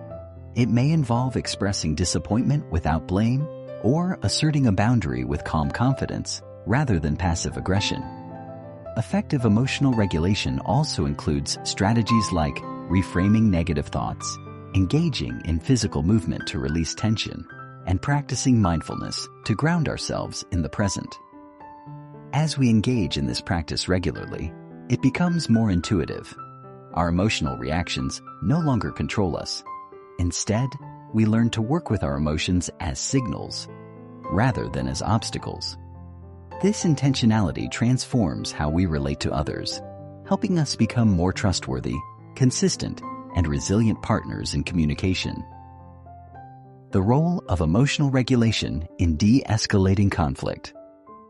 When conflict arises, and inevitably it will in any meaningful relationship, emotional regulation becomes a critical skill.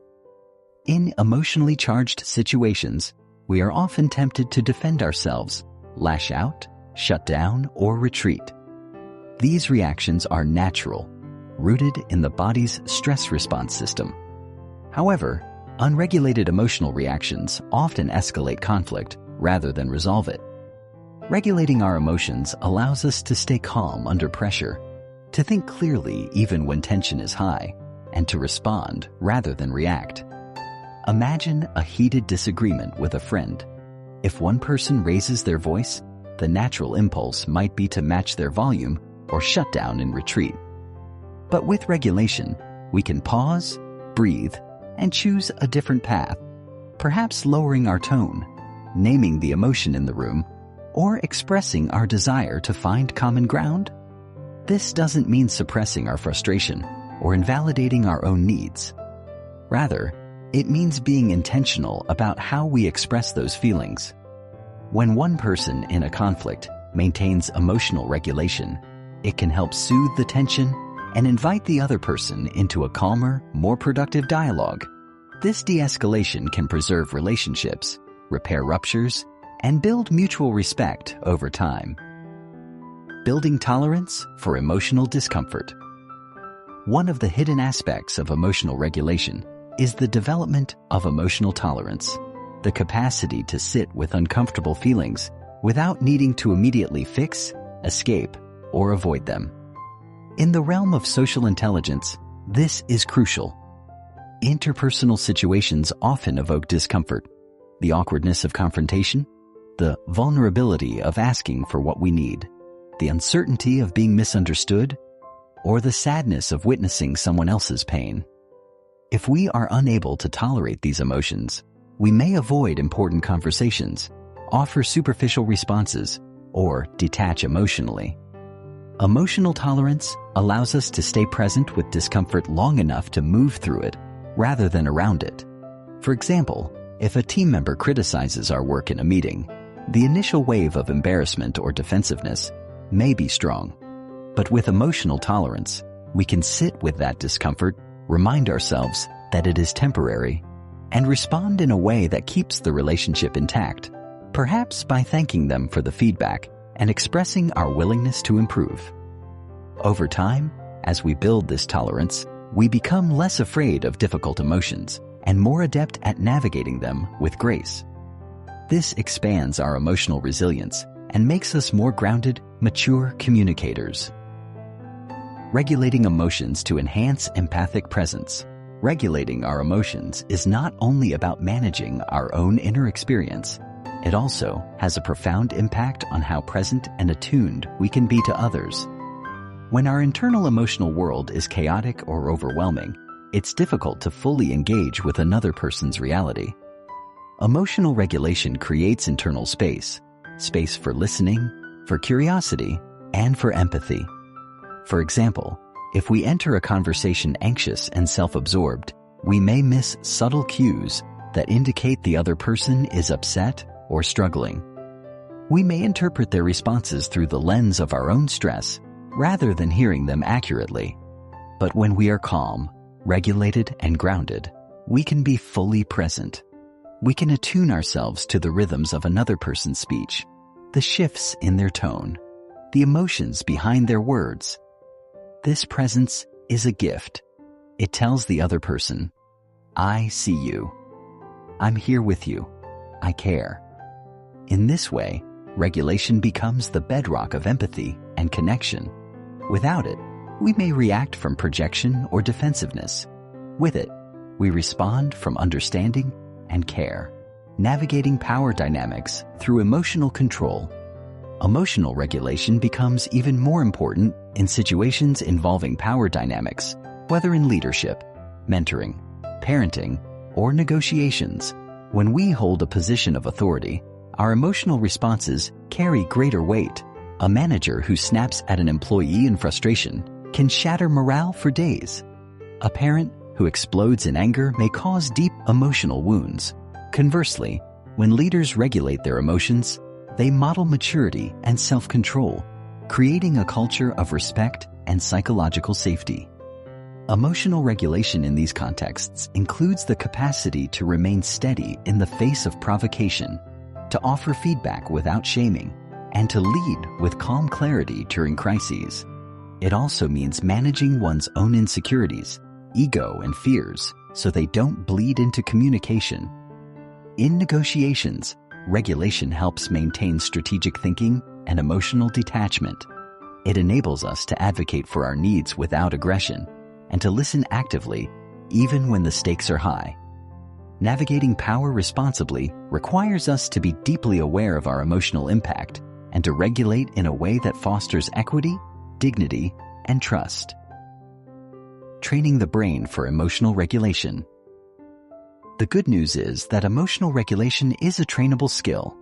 The brain's neuroplasticity means that, with consistent practice, we can rewire our responses and build new emotional habits.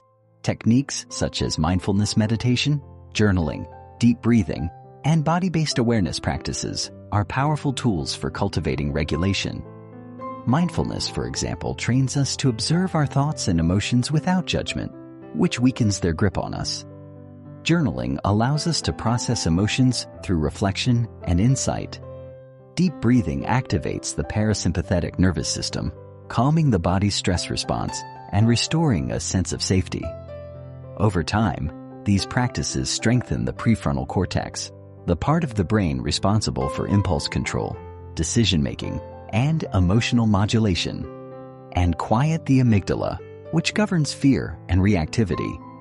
With regular practice, we become less reactive, more centered, and more capable of maintaining emotional equilibrium in the face of stress. This neurological resilience directly enhances our social intelligence, allowing us to stay present, composed, and effective in our interactions. Real-world applications of emotional regulation. Let's consider how these principles of emotional regulation apply in everyday scenarios. In romantic relationships, moments of misunderstanding can easily spiral into conflict if both partners are emotionally reactive. But if even one person can pause, take a breath, and express their feelings calmly and vulnerably, the dynamic often shifts dramatically. I feel hurt when you cancel plans without letting me know is vastly more effective than you never respect my time. In the workplace, a leader who receives negative feedback might feel defensive, but if they can regulate that response, they might say, I appreciate you being honest. I'd like to understand more. In family settings, a parent confronted with a teenager's anger might initially feel triggered, but with regulation, they can respond with curiosity. It seems like something's really bothering you. Want to talk about it? These everyday examples illustrate that regulation doesn't remove emotion. It allows emotion to be expressed in ways that invite connection, clarity, and healing. In every context, our ability to manage our internal emotional state determines the quality of our communication and the strength of our relationships. The long-term rewards of emotional mastery. Mastering emotional regulation offers rewards that extend far beyond any single conversation. It reshapes the way we experience ourselves and others. With regulation, we become less beholden to emotional turbulence and more anchored in our values. We respond to life with greater composure, wisdom, and compassion. Relationships become less reactive and more responsive, less fraught with drama, and more rooted in mutual understanding. We begin to trust ourselves more deeply, knowing that even when emotions arise, we can handle them with integrity and care. This inner trust radiates outward, inviting others to feel safe, seen, and respected in our presence. Over time, emotional regulation becomes a quiet strength, a presence that influences and elevates every interaction we have. Chapter 8. Decoding the Unspoken, Mastering Nonverbal Communication. The language beneath words. Understanding body language as emotional context. In every conversation, there exists an invisible dialogue running beneath the words, one that often communicates more honestly, instinctively, and powerfully than anything that is spoken aloud. Body language, the core of nonverbal communication, is the subtle symphony of movement, expression, posture, and orientation that frames and colors our interactions. The way a person holds their shoulders during a discussion can speak volumes about their confidence or anxiety. A glance can express warmth or contempt, while a slight pullback of the head may signal doubt, disapproval, or discomfort, even if the accompanying words suggest agreement. The fascinating thing about body language is that it operates both involuntarily and habitually, revealing our subconscious emotional states to attentive observers. People often try to manage their spoken words, but far fewer succeed in fully controlling their nonverbal signals. This makes body language a powerful tool for anyone seeking to deepen their social intelligence. However, the key lies not in memorizing mechanical interpretations, such as assuming a person is lying because they look up to the left, but in learning to observe holistically. True mastery of body language means contextualizing gestures within the broader emotional environment of the conversation and understanding that each person expresses themselves differently. A friend's habit of biting their lip when nervous is not the same as another person's tendency to fidget when bored. Instead of imposing pre-constructed meanings onto these behaviors, socially intelligent individuals begin by noticing patterns and asking inward questions. Is this normal for this person? Has something changed in their demeanor? Are their words aligned with what their body is saying? In doing so, we shift from trying to read people like textbooks to engaging them as complex living narratives. When we pay close attention to facial expressions, posture shifts, breathing patterns, and proximity, we gain access to the subtle emotional truths that might never be articulated in speech, but which are essential to mutual understanding, connection, and trust. The art of attunement, mirroring, empathy, and presence in nonverbal exchange. While recognizing others' body language is important, the deeper art of nonverbal communication lies in attunement, the ability to emotionally and physically sync with others in a way that fosters connection and resonance. This kind of attunement is not merely about copying someone's posture or parroting their tone. It involves tapping into the emotional current of a conversation, allowing one's body, face, and energy to reflect an authentic sense of presence. When we are attuned to someone, we subtly mirror their expressions, match their tone, and adapt our gestures to align with theirs. This mirroring creates a neurological feedback loop called limbic resonance, in which both parties begin to feel more emotionally safe, understood, and connected. For example, when someone is grieving and speaks in a soft, trembling voice, attunement means lowering your own voice, softening your expression, and creating a space that honors their pain without needing to fill the silence with solutions. In tense negotiations, Attunement may mean adopting a neutral but engaged body posture, leaning in slightly, nodding slowly, holding eye contact without staring, signaling to the other person that you're fully present and open to dialogue. It's important to note that effective attunement requires genuine empathy, not manipulation. Attempts to use body language techniques to influence others without emotional sincerity are quickly perceived as inauthentic and even threatening. People have a keen instinct for incongruence, and nothing undermines trust faster than when someone's words and demeanor feel out of sync.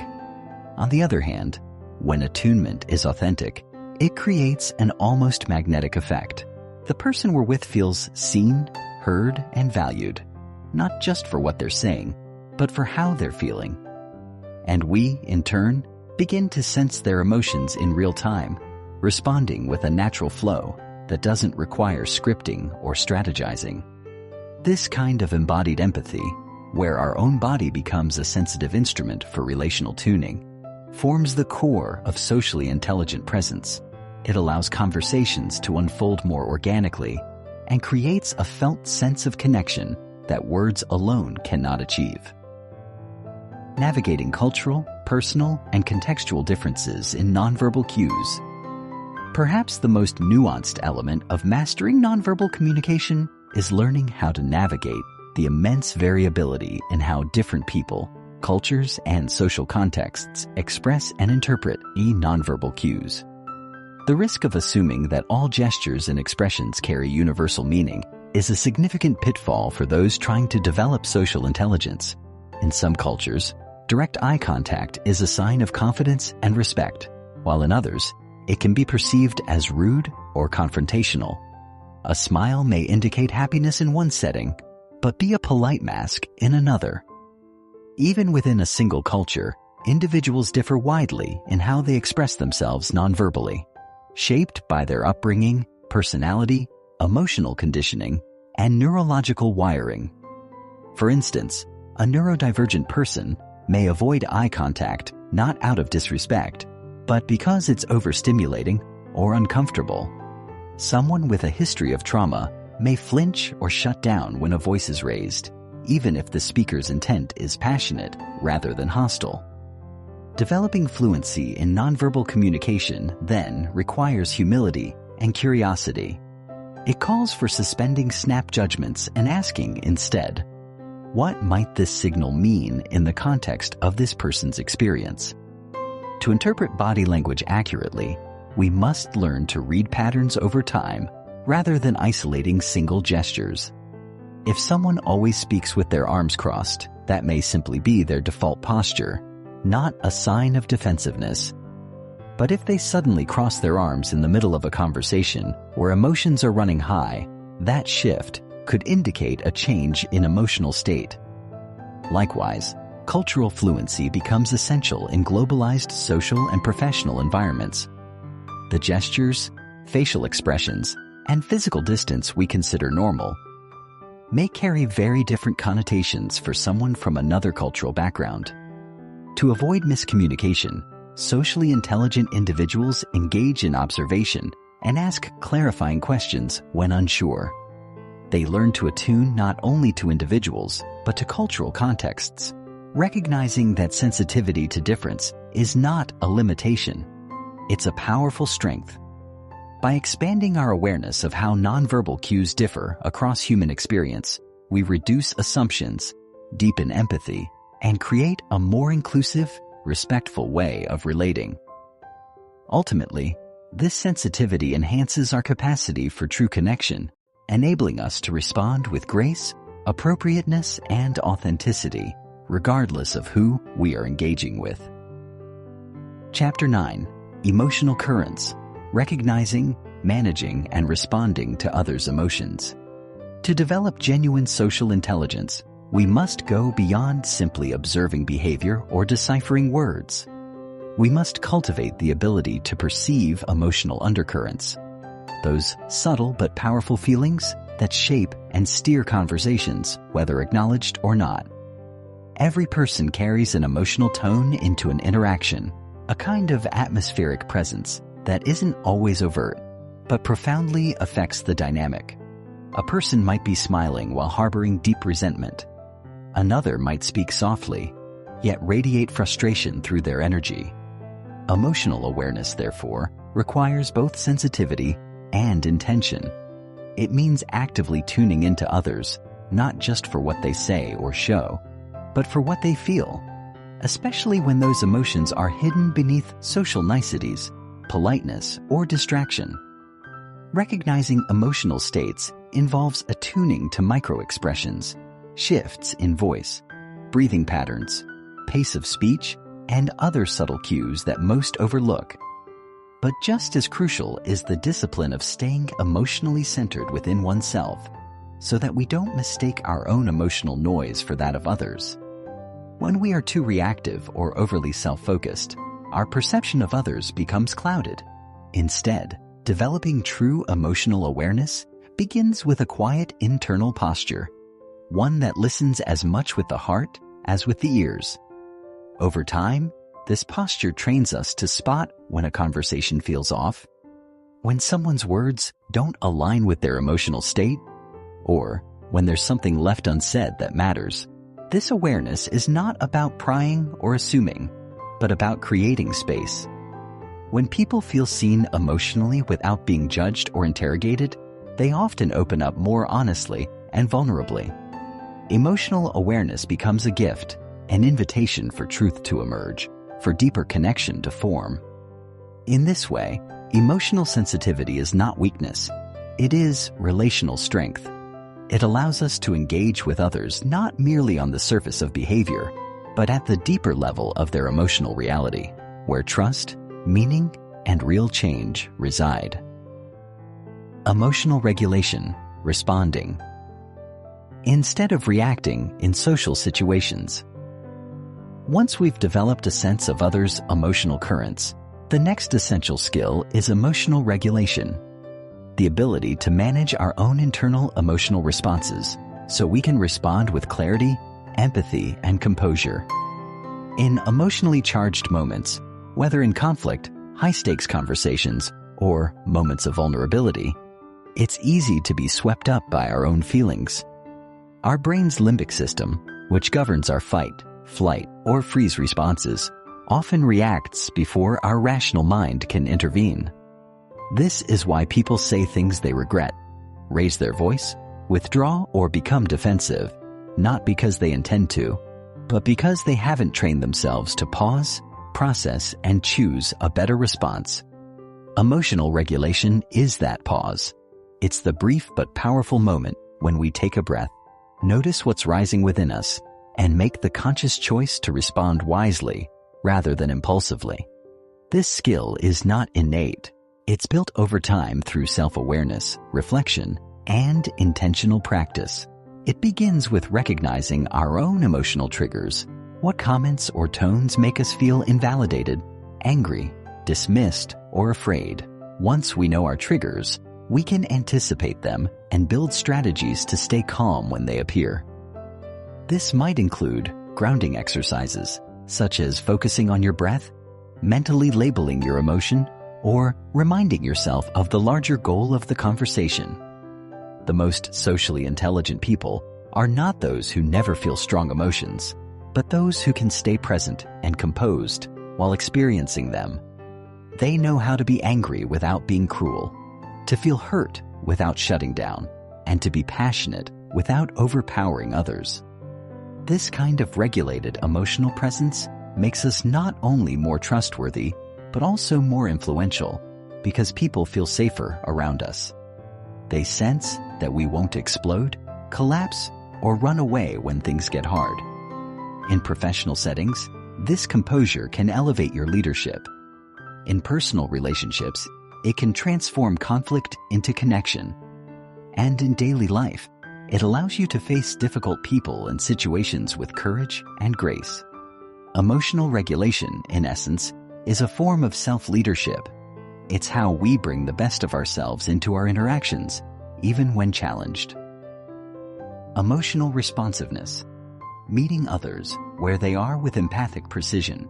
Understanding and managing emotions is not enough unless we translate that insight into action, into how we respond to others in a way that is attuned, compassionate, and constructive.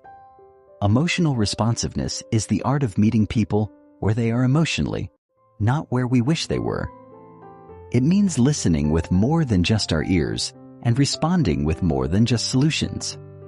When someone shares frustration, they often don't need advice. They need acknowledgement. When someone expresses excitement, they want us to share in their joy, not dampen it with skepticism. Emotional responsiveness is about giving people what they need emotionally in that moment, which might differ from what we think they need logically. This kind of precision requires us to set aside our own agenda long enough to fully inhabit the emotional world of the other person, even briefly. It also means adapting our tone, timing, and content to match the emotional state of the conversation. If someone is deeply anxious, offering blunt facts may feel cold or dismissive. A softer, more validating approach can create the safety needed for their mind to open. Conversely, if someone is spiraling into overwhelm, an overly emotional response from us might escalate the situation further. Instead, providing calm, grounded energy can help anchor them. Emotional responsiveness is not about being fake or overly accommodating. It's about being strategically human. It's about choosing our responses in a way that honors both the truth of the other person and the integrity of the interaction. It often involves emotional labor, managing our own feelings to create a better emotional experience for someone else. While this effort can be taxing, it's also deeply rewarding. When someone feels truly met, when their emotional reality is not only seen but skillfully responded to, they feel loved, respected, and empowered. Relationships deepen, conflict de-escalates, trust grows. In professional environments, emotional responsiveness can make the difference between being a manager and being a leader, between having authority and having influence. It creates a culture of mutual respect where people feel safe bringing their full selves to the table. And in personal life, it strengthens every bond we care about. Practicing emotional responsiveness is an ongoing journey, but every time we succeed, we bring more empathy, kindness, and effectiveness into the world. And that, in the end, is what social intelligence is truly about. Not just understanding others, but uplifting them. Chapter 10. Navigating difficult conversations, turning tension into trust. Understanding the landscape of difficult conversations. Difficult conversations are not inherently negative. They are simply interactions charged with emotion, uncertainty, and stakes that matter. These can range from addressing a breach of trust with a friend, giving hard feedback at work, confronting harmful behavior in a family member, or even saying no to something you care about. What makes these conversations difficult is not the topic itself, but the emotional terrain around it. Fear of conflict, fear of rejection, fear of losing the relationship, or simply not having the words to articulate complex feelings. Most people approach these moments with a fight or flight mindset, either charging in too aggressively or avoiding them entirely. Neither approach works well. Avoidance breeds resentment and silence corrodes connection, while aggression often invites defensiveness and escalates tension. Navigating such conversations effectively requires first acknowledging their complexity. It means preparing ourselves emotionally and mentally before stepping into them, recognizing that success is not just about being right, but about preserving dignity, ours and theirs. To do this, we must be intentional. What outcome do we really want? What is the deeper need we're trying to express?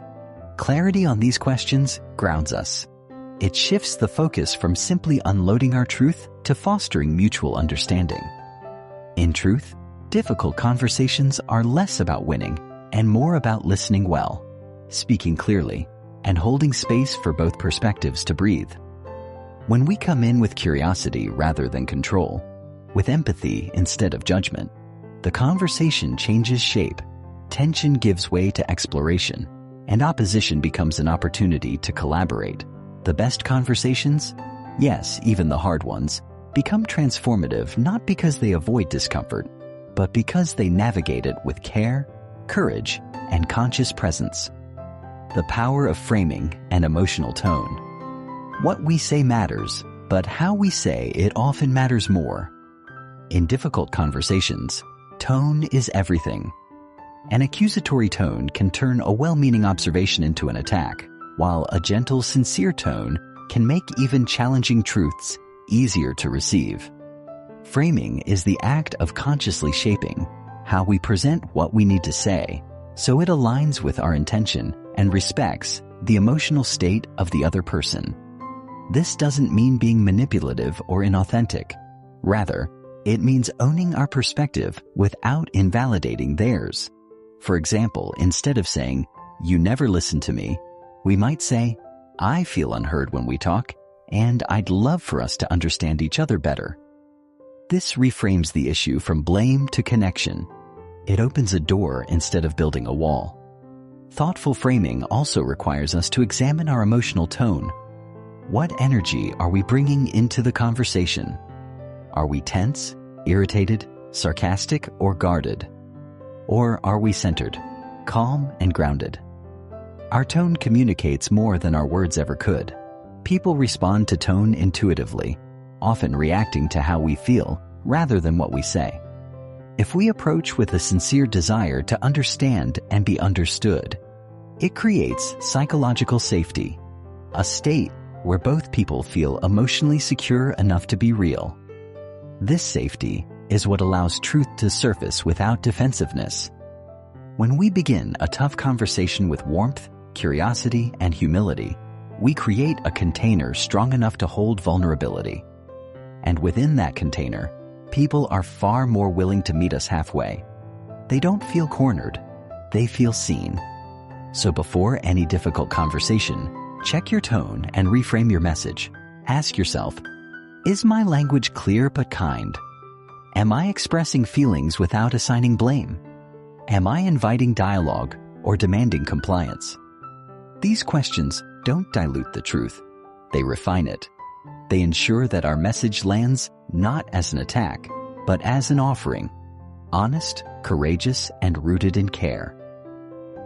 Listening as leadership, creating space for resolution.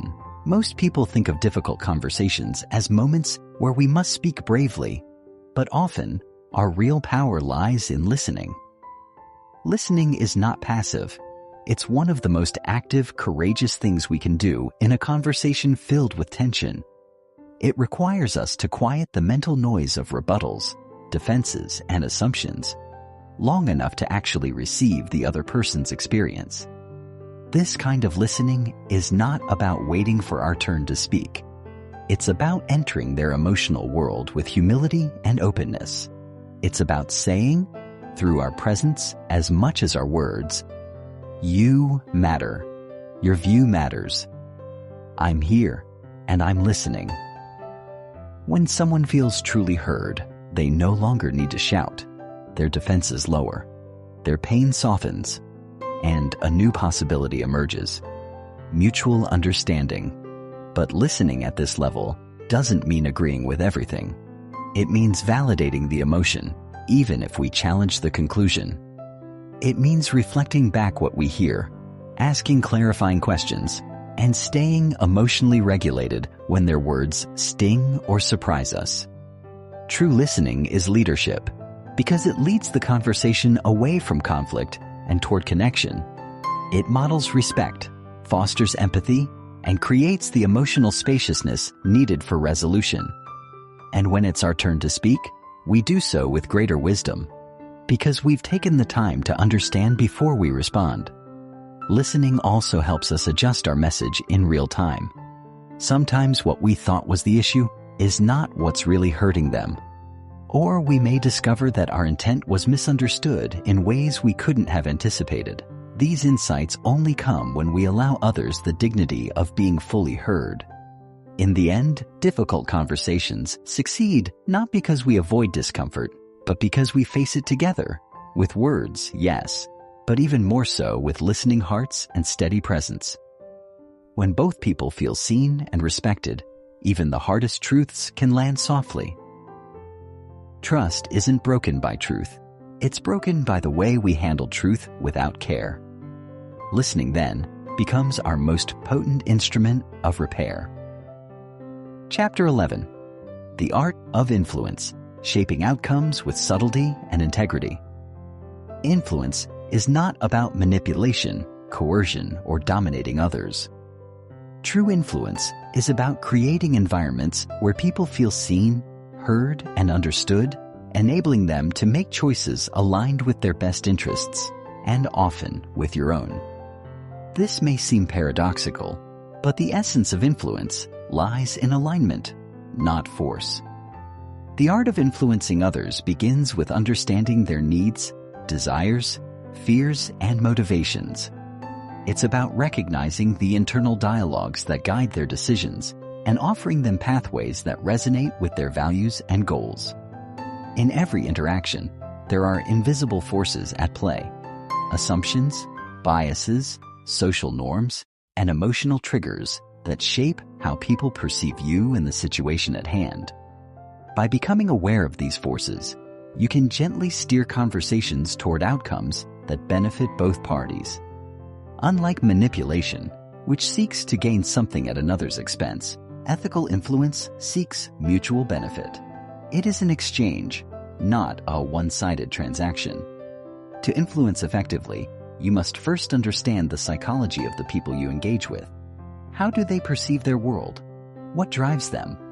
What makes them feel respected or disrespected? Understanding these nuances creates a foundation for influencing with integrity. Influence is about suggestion, not imposition, offering ideas, insights, and choices that lead the other person to think and act in a way that is congruent with their needs, even if those needs are still emerging in their minds. This is where subtlety comes into play. Influence rarely works through overt, aggressive tactics. Instead, it operates in the quiet spaces of conversation, the pauses between words, the unspoken suggestions embedded in language, and the gestures that support or contradict verbal communication. The most skilled influencers don't need to command or demand. They invite others to discover for themselves the value of an idea, a solution, or a perspective. This method is both art and science, requiring both emotional intelligence and cognitive insight. It requires patience, as well as the ability to lead without pushing. When we influence in this way, we give the other person the autonomy to feel they made the decision themselves, even if we guided them to that point. This is the paradox of effective influence. It is the most powerful when it feels the least forceful. At the core of influence lies trust. Without trust, influence is nothing more than manipulation. People will not follow someone they do not trust. They will not be persuaded by someone they do not believe has their best interests at heart. Therefore, the first and most important tool in the art of influence is authenticity. Authenticity is not simply being honest. It is being consistent in our words, actions, and intentions. It means showing up in the world with integrity, with a sense of wholeness, and without pretense. When others sense that we are authentic, they are more likely to open themselves to our influence. This authenticity must be visible in every interaction, whether through the transparency of our actions, the sincerity of our words, or the alignment of our values.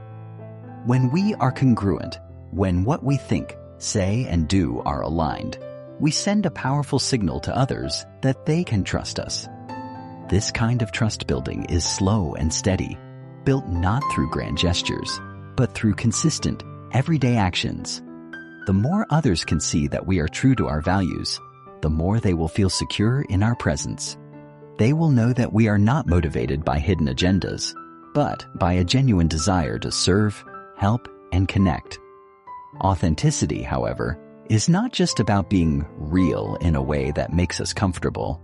It also requires us to show vulnerability and admit mistakes. When we acknowledge our shortcomings and express genuine remorse for past missteps, we demonstrate to others that we are humble and self-aware. This humility deepens trust because it creates a shared sense of humanity. When others see that we are not perfect but are committed to doing better, they feel more connected to us and more willing to be influenced by us. Authenticity also means recognizing that influence is a shared process, not a one-way street. We influence others not by demanding obedience, but by engaging in meaningful, reciprocal relationships. This is how influence becomes a tool for growth, for both the influencer and the influenced. When we build influence through authenticity, we create a foundation of trust that enables us to navigate difficult situations, negotiate complex issues, and lead effectively, knowing that the people we engage with are walking with us, not following us blindly. The subtle use of persuasion techniques, navigating influence with grace. While authenticity is the foundation, there are specific techniques that can subtly enhance our ability to influence others. These techniques are rooted in human psychology and are most effective when used ethically, with the intention of creating mutual benefit. The first of these techniques is the principle of reciprocity. People are more likely to respond positively when they feel they have received something of value. This doesn't always mean material gifts. It can be something as simple as giving someone our time, attention, or a genuine compliment. By offering something first, whether it's an insight, an act of kindness, or even a listening ear, we create a sense of obligation in others to reciprocate. This sense of reciprocity is hardwired into human nature. Another powerful technique is social proof. People tend to follow the crowd, especially in uncertain situations. When we can subtly show that others are aligned with our perspective through examples, testimonials, or demonstrations of collective agreement, we make it easier for others to adopt our viewpoint. This technique works because humans have an innate desire to belong to a group. The next technique is scarcity. We tend to value things more when we believe they are scarce or limited in some way. By highlighting the unique nature of an opportunity, a resource, or an idea, we tap into this psychological trigger. This does not mean misleading others about the value of something. It simply means framing an idea or opportunity in a way that highlights its uniqueness, its timeliness, or its potential for growth. A fourth technique involves the principle of authority. People are more likely to be influenced by those they perceive as experts or credible sources of information. This doesn't require us to be an expert in everything we engage with, but rather to position ourselves as credible through our knowledge, experience, or demonstrated expertise. By communicating confidence in what we offer, backed by knowledge or past success, we increase our ability to influence. Finally, we have the principle of consistency. Once people commit to something, they are more likely to follow through, especially if their commitment is public or written down. This technique plays on our need to be consistent with our own actions and words. By encouraging small initial commitments, whether it's a small agreement, a shared decision, or even a simple yes to a question, we pave the way for greater agreement down the line. Each of these techniques, when used skillfully and ethically, can enhance our influence in meaningful ways. However, they must always be grounded in authenticity. Influence at its best is never about manipulation. It's about helping others see the value of our ideas, guiding them gently toward decisions that align with their best interests, and doing so with empathy, respect, and integrity. Chapter 12.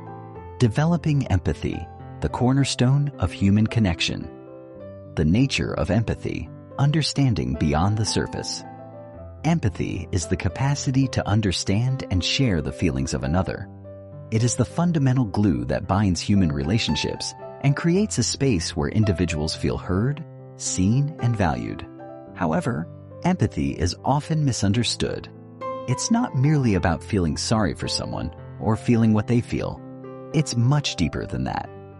True empathy involves stepping outside of yourself to experience the world through someone else's eyes. It is the ability to recognize their emotions, understand the root causes of those emotions, and respond in a way that acknowledges and validates their experience. The first layer of empathy is cognitive, understanding the emotions of others and recognizing their perspective. This means being able to put yourself in their shoes, even if their world is vastly different from your own. Cognitive empathy is not about agreeing with their point of view, but about understanding it. It's about suspending judgment and listening actively, asking questions, and observing their body language to gather as much information as possible about how they are feeling.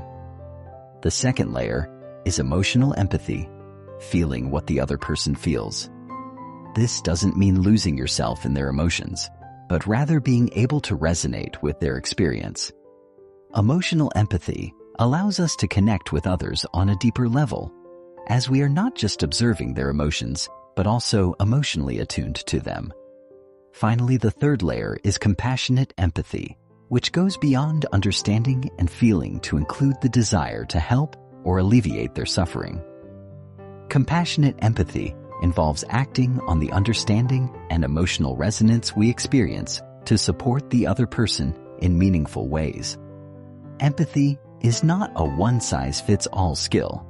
It varies depending on the relationship and the context. In a professional setting, empathy might look like understanding a colleague's frustration with a difficult task and offering practical solutions. In a personal relationship, it might involve sitting with someone in their grief and offering comfort without trying to immediately fix the problem. Regardless of the context, empathy is always rooted in active listening, attentiveness, and a genuine desire to understand. It is the art of connecting with another person on a human level, beyond words, and recognizing their inherent value. When empathy is present, it creates a safe space for authentic connection to blossom. People feel understood and appreciated, and this strengthens relationships, builds trust, and fosters a sense of belonging. Active listening. The heart of empathy. Listening is the foundation of empathy. Without active listening, empathy cannot exist. Active listening is more than hearing someone speak. It is an intentional, focused, and present act of engaging with the other person's words and emotions. It requires giving the speaker our full attention, removing distractions, and resisting the urge to interrupt or offer solutions before the speaker has finished expressing themselves. Active listening involves both verbal and nonverbal cues. Verbally, we might show that we are listening by paraphrasing what the other person has said, asking clarifying questions, or simply nodding in agreement. Non-verbally, our body language conveys attentiveness. Eye contact, open posture, and facing the speaker are all ways to demonstrate that we are engaged. The first step in active listening is to be present. This means putting aside our thoughts, judgments, and distractions to focus entirely on the speaker. We might need to quiet our internal dialogue and stop formulating our response while the other person is talking. By doing so, we create a space where the speaker feels safe and valued. The second step is to reflect what we have heard. This might involve summarizing what the person has said to ensure that we understand their message accurately. For example, what I'm hearing is that you're feeling overwhelmed by the project deadlines. Is that right? This shows the speaker that we are not just hearing their words, but are truly processing their emotions and thoughts. The third step is to empathize. Once we understand the content of what the speaker is sharing, we can offer emotional support by acknowledging their feelings. For instance, we might say, "I can imagine how stressful that must be for you. It sounds like a lot to handle." Empathy here is not about fixing the problem, but about validating the person's emotions. It's about saying, "Your experience matters and I understand how you feel." Active listening requires us to be patient and non-judgmental. It is easy to fall into the trap of wanting to solve the problem or offering unsolicited advice. But empathy thrives when we resist the urge to fix and simply hold space for the other person to express themselves. Sometimes, the best thing we can do for someone is to listen without offering solutions, just providing a compassionate presence. Active listening is a skill that requires practice, but it is one of the most powerful tools for building empathy. When we listen with empathy, we create an environment where people feel seen, heard, and valued. And that is the essence of human connection. Cultivating empathy, practices for developing deeper connections. While some people may have a natural inclination toward empathy, it is a skill that can be cultivated and strengthened over time. Developing empathy requires intentional practice and a willingness to step outside of ourselves to understand others. One practice for cultivating empathy is perspective taking. This involves intentionally imagining ourselves in someone else's shoes and considering their thoughts, feelings, and experiences. It may be helpful to ask ourselves, what might they be going through right now? How might they be feeling in this moment? By doing so, we expand our capacity to empathize with people from different walks of life, especially when their experiences differ from our own. Perspective taking helps us overcome biases, assumptions, and stereotypes by allowing us to see the world from someone else's viewpoint. Another practice for cultivating empathy is engaging in active emotional recognition. This involves paying attention to the emotions we are experiencing and becoming more attuned to the emotions of others. We can do this by observing facial expressions, body language, and vocal tone. Recognizing the emotions of others allows us to respond with greater sensitivity, tailoring our words and actions to their emotional state. It also helps us manage our own emotional reactions and avoid reacting impulsively. A third practice is mindfulness. Mindfulness is the ability to be fully present in the moment, without judgment or distraction. It allows us to connect with ourselves and others in a deeper way, without the noise of our thoughts or the distractions of technology. Practicing mindfulness helps us develop greater emotional intelligence, which is crucial for cultivating empathy. When we are mindful, we are better able to tune into the emotions of others and respond with kindness, patience, and understanding. Additionally, volunteering or engaging in acts of service can enhance empathy by exposing us to diverse experiences and challenges. When we serve others, we step outside of our own concerns and become attuned to the struggles and needs of those around us. Volunteering fosters a sense of shared humanity and strengthens our ability to connect with people from different backgrounds. Finally, practicing empathy also involves self-compassion. It's difficult to empathize with others if we are not compassionate with ourselves. By treating ourselves with kindness, we create the emotional space needed to offer empathy to others. When we accept our own vulnerabilities and imperfections, we are better able to extend the same understanding to those around us. Empathy is not just a skill. It is a mindset. It is a way of being in the world that values connection, understanding, and mutual respect. The more we practice empathy, the more we deepen our relationships and create meaningful connections with others.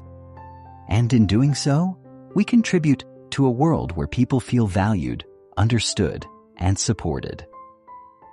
Chapter 13, Conflict Resolution, Turning Challenges into Opportunities for Growth. The nature of conflict, understanding the roots and dynamics. Conflict is a natural part of human interaction. It's inevitable that, at some point, differing viewpoints, misunderstandings, or misaligned interests will lead to tension. However, conflict, when approached with the right mindset, need not be destructive. In fact, conflict can be a powerful catalyst for growth, innovation, and deeper connection.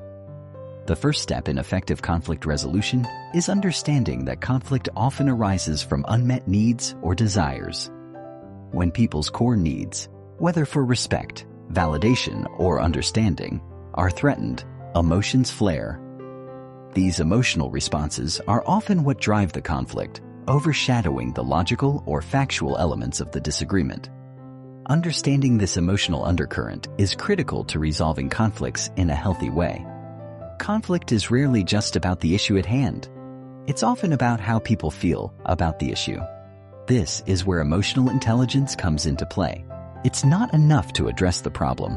We must also address the feelings associated with it. When we fail to recognize the emotional dynamics at play, conflict can escalate quickly, leading to defensiveness, anger, or even withdrawal. However, when we take the time to understand the emotions fueling the conflict, we can move beyond surface-level disagreements to a place of deeper understanding. Another crucial aspect of conflict is that it often involves differing perspectives. Two people can experience the same situation in entirely different ways, depending on their backgrounds, values, and experiences. Recognizing that everyone has a unique lens through which they view the world is vital to resolving conflict. This perspective-taking allows us to approach disagreements with a sense of curiosity rather than judgment. Instead of assuming that our way is the only valid way, we open ourselves to understanding why the other person feels the way they do. The ultimate goal in conflict resolution is not to win, but to create an outcome that acknowledges both parties' needs, respects their perspectives, and fosters mutual understanding. Conflict, when handled correctly, is an opportunity for both individuals to grow and strengthen their relationship. Strategies for resolving conflict, approaches that lead to positive outcomes. The next step in resolving conflict is developing strategies that allow for both individuals to feel heard, respected, and understood. One of the most effective strategies for conflict resolution is active listening. Active listening, as explored in previous chapters, involves not just hearing the other person's words, but also understanding the emotions behind those words. It requires us to be fully present, to resist the urge to interrupt, and to demonstrate through both verbal and nonverbal cues that we are engaged and empathetic. When we listen actively during a conflict, we validate the other person's feelings and perspectives. This alone can go a long way toward de-escalating tension.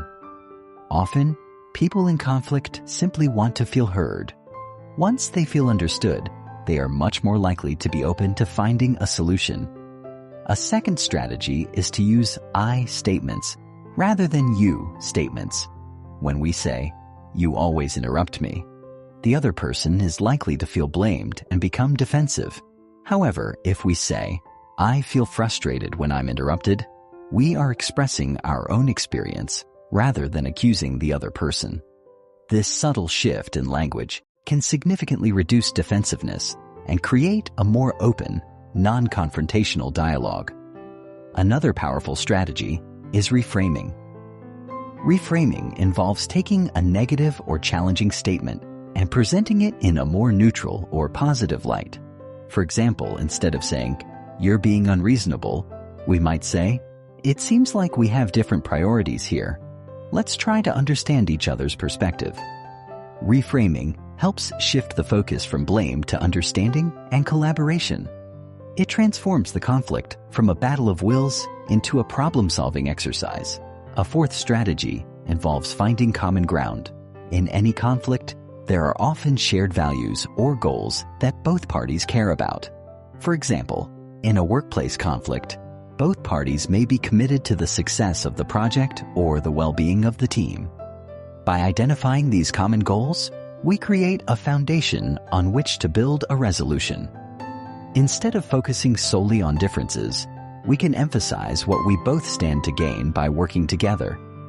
The final strategy is seeking win-win solutions. In many conflicts, both parties assume that they must compromise on something in order to resolve the issue. However, a win-win solution is one in which both individuals feel that their needs have been met in a fair and balanced way. Achieving a win-win solution requires creativity, collaboration, and a willingness to think outside the box. It may involve finding new ways to meet both parties' needs or exploring alternative solutions that satisfy both sides. Resolving conflict is not about defeating the other person. it is about finding a way to move forward together. By employing these strategies, active listening, I statements, reframing, finding common ground, and seeking win-win solutions, we can transform conflict into an opportunity for growth and understanding. The role of emotional regulation. Keeping calm in the face of conflict. One of the most challenging aspects of conflict is managing our own emotions. When we are engaged in a conflict, it is easy to get swept up in the heat of the moment, allowing our emotions to dictate our responses. However, emotional regulation is a key skill in conflict resolution. Emotional regulation involves recognizing and managing our emotions in a way that allows us to respond thoughtfully rather than react impulsively. The first step in emotional regulation is self-awareness. This means noticing when our emotions are rising and becoming conscious of the physical sensations that accompany those emotions. Do we feel tension in our bodies? Are our hearts racing? Are we clenching our fists or jaw? These physical cues can alert us to the fact that we are becoming emotionally triggered. Once we are aware of our emotions, we can then decide how to respond. One useful technique for managing strong emotions is taking a pause. When we feel ourselves becoming overwhelmed, we can take a deep breath, step away from the situation, and give ourselves time to calm down. This pause allows us to collect our thoughts and approach the situation with a clearer mind. It also prevents us from saying or doing things we might later regret. Another technique for emotional regulation is reframing our thoughts. Often, our emotional responses to conflict are fueled by our interpretation of the situation. If we view the conflict as a personal attack, we are more likely to respond with anger or defensiveness. However, if we reframe the situation as a misunderstanding or a difference in perspective, we are more likely to approach the conflict with curiosity and openness. Mindfulness practices, such as deep breathing or meditation, can also help regulate our emotions in high-stress situations. These practices allow us to remain present, calm, and grounded, even when the conversation becomes tense. Finally, empathy plays a crucial role in emotional regulation. When we empathize with the other person's feelings, we are less likely to become defensive or reactive.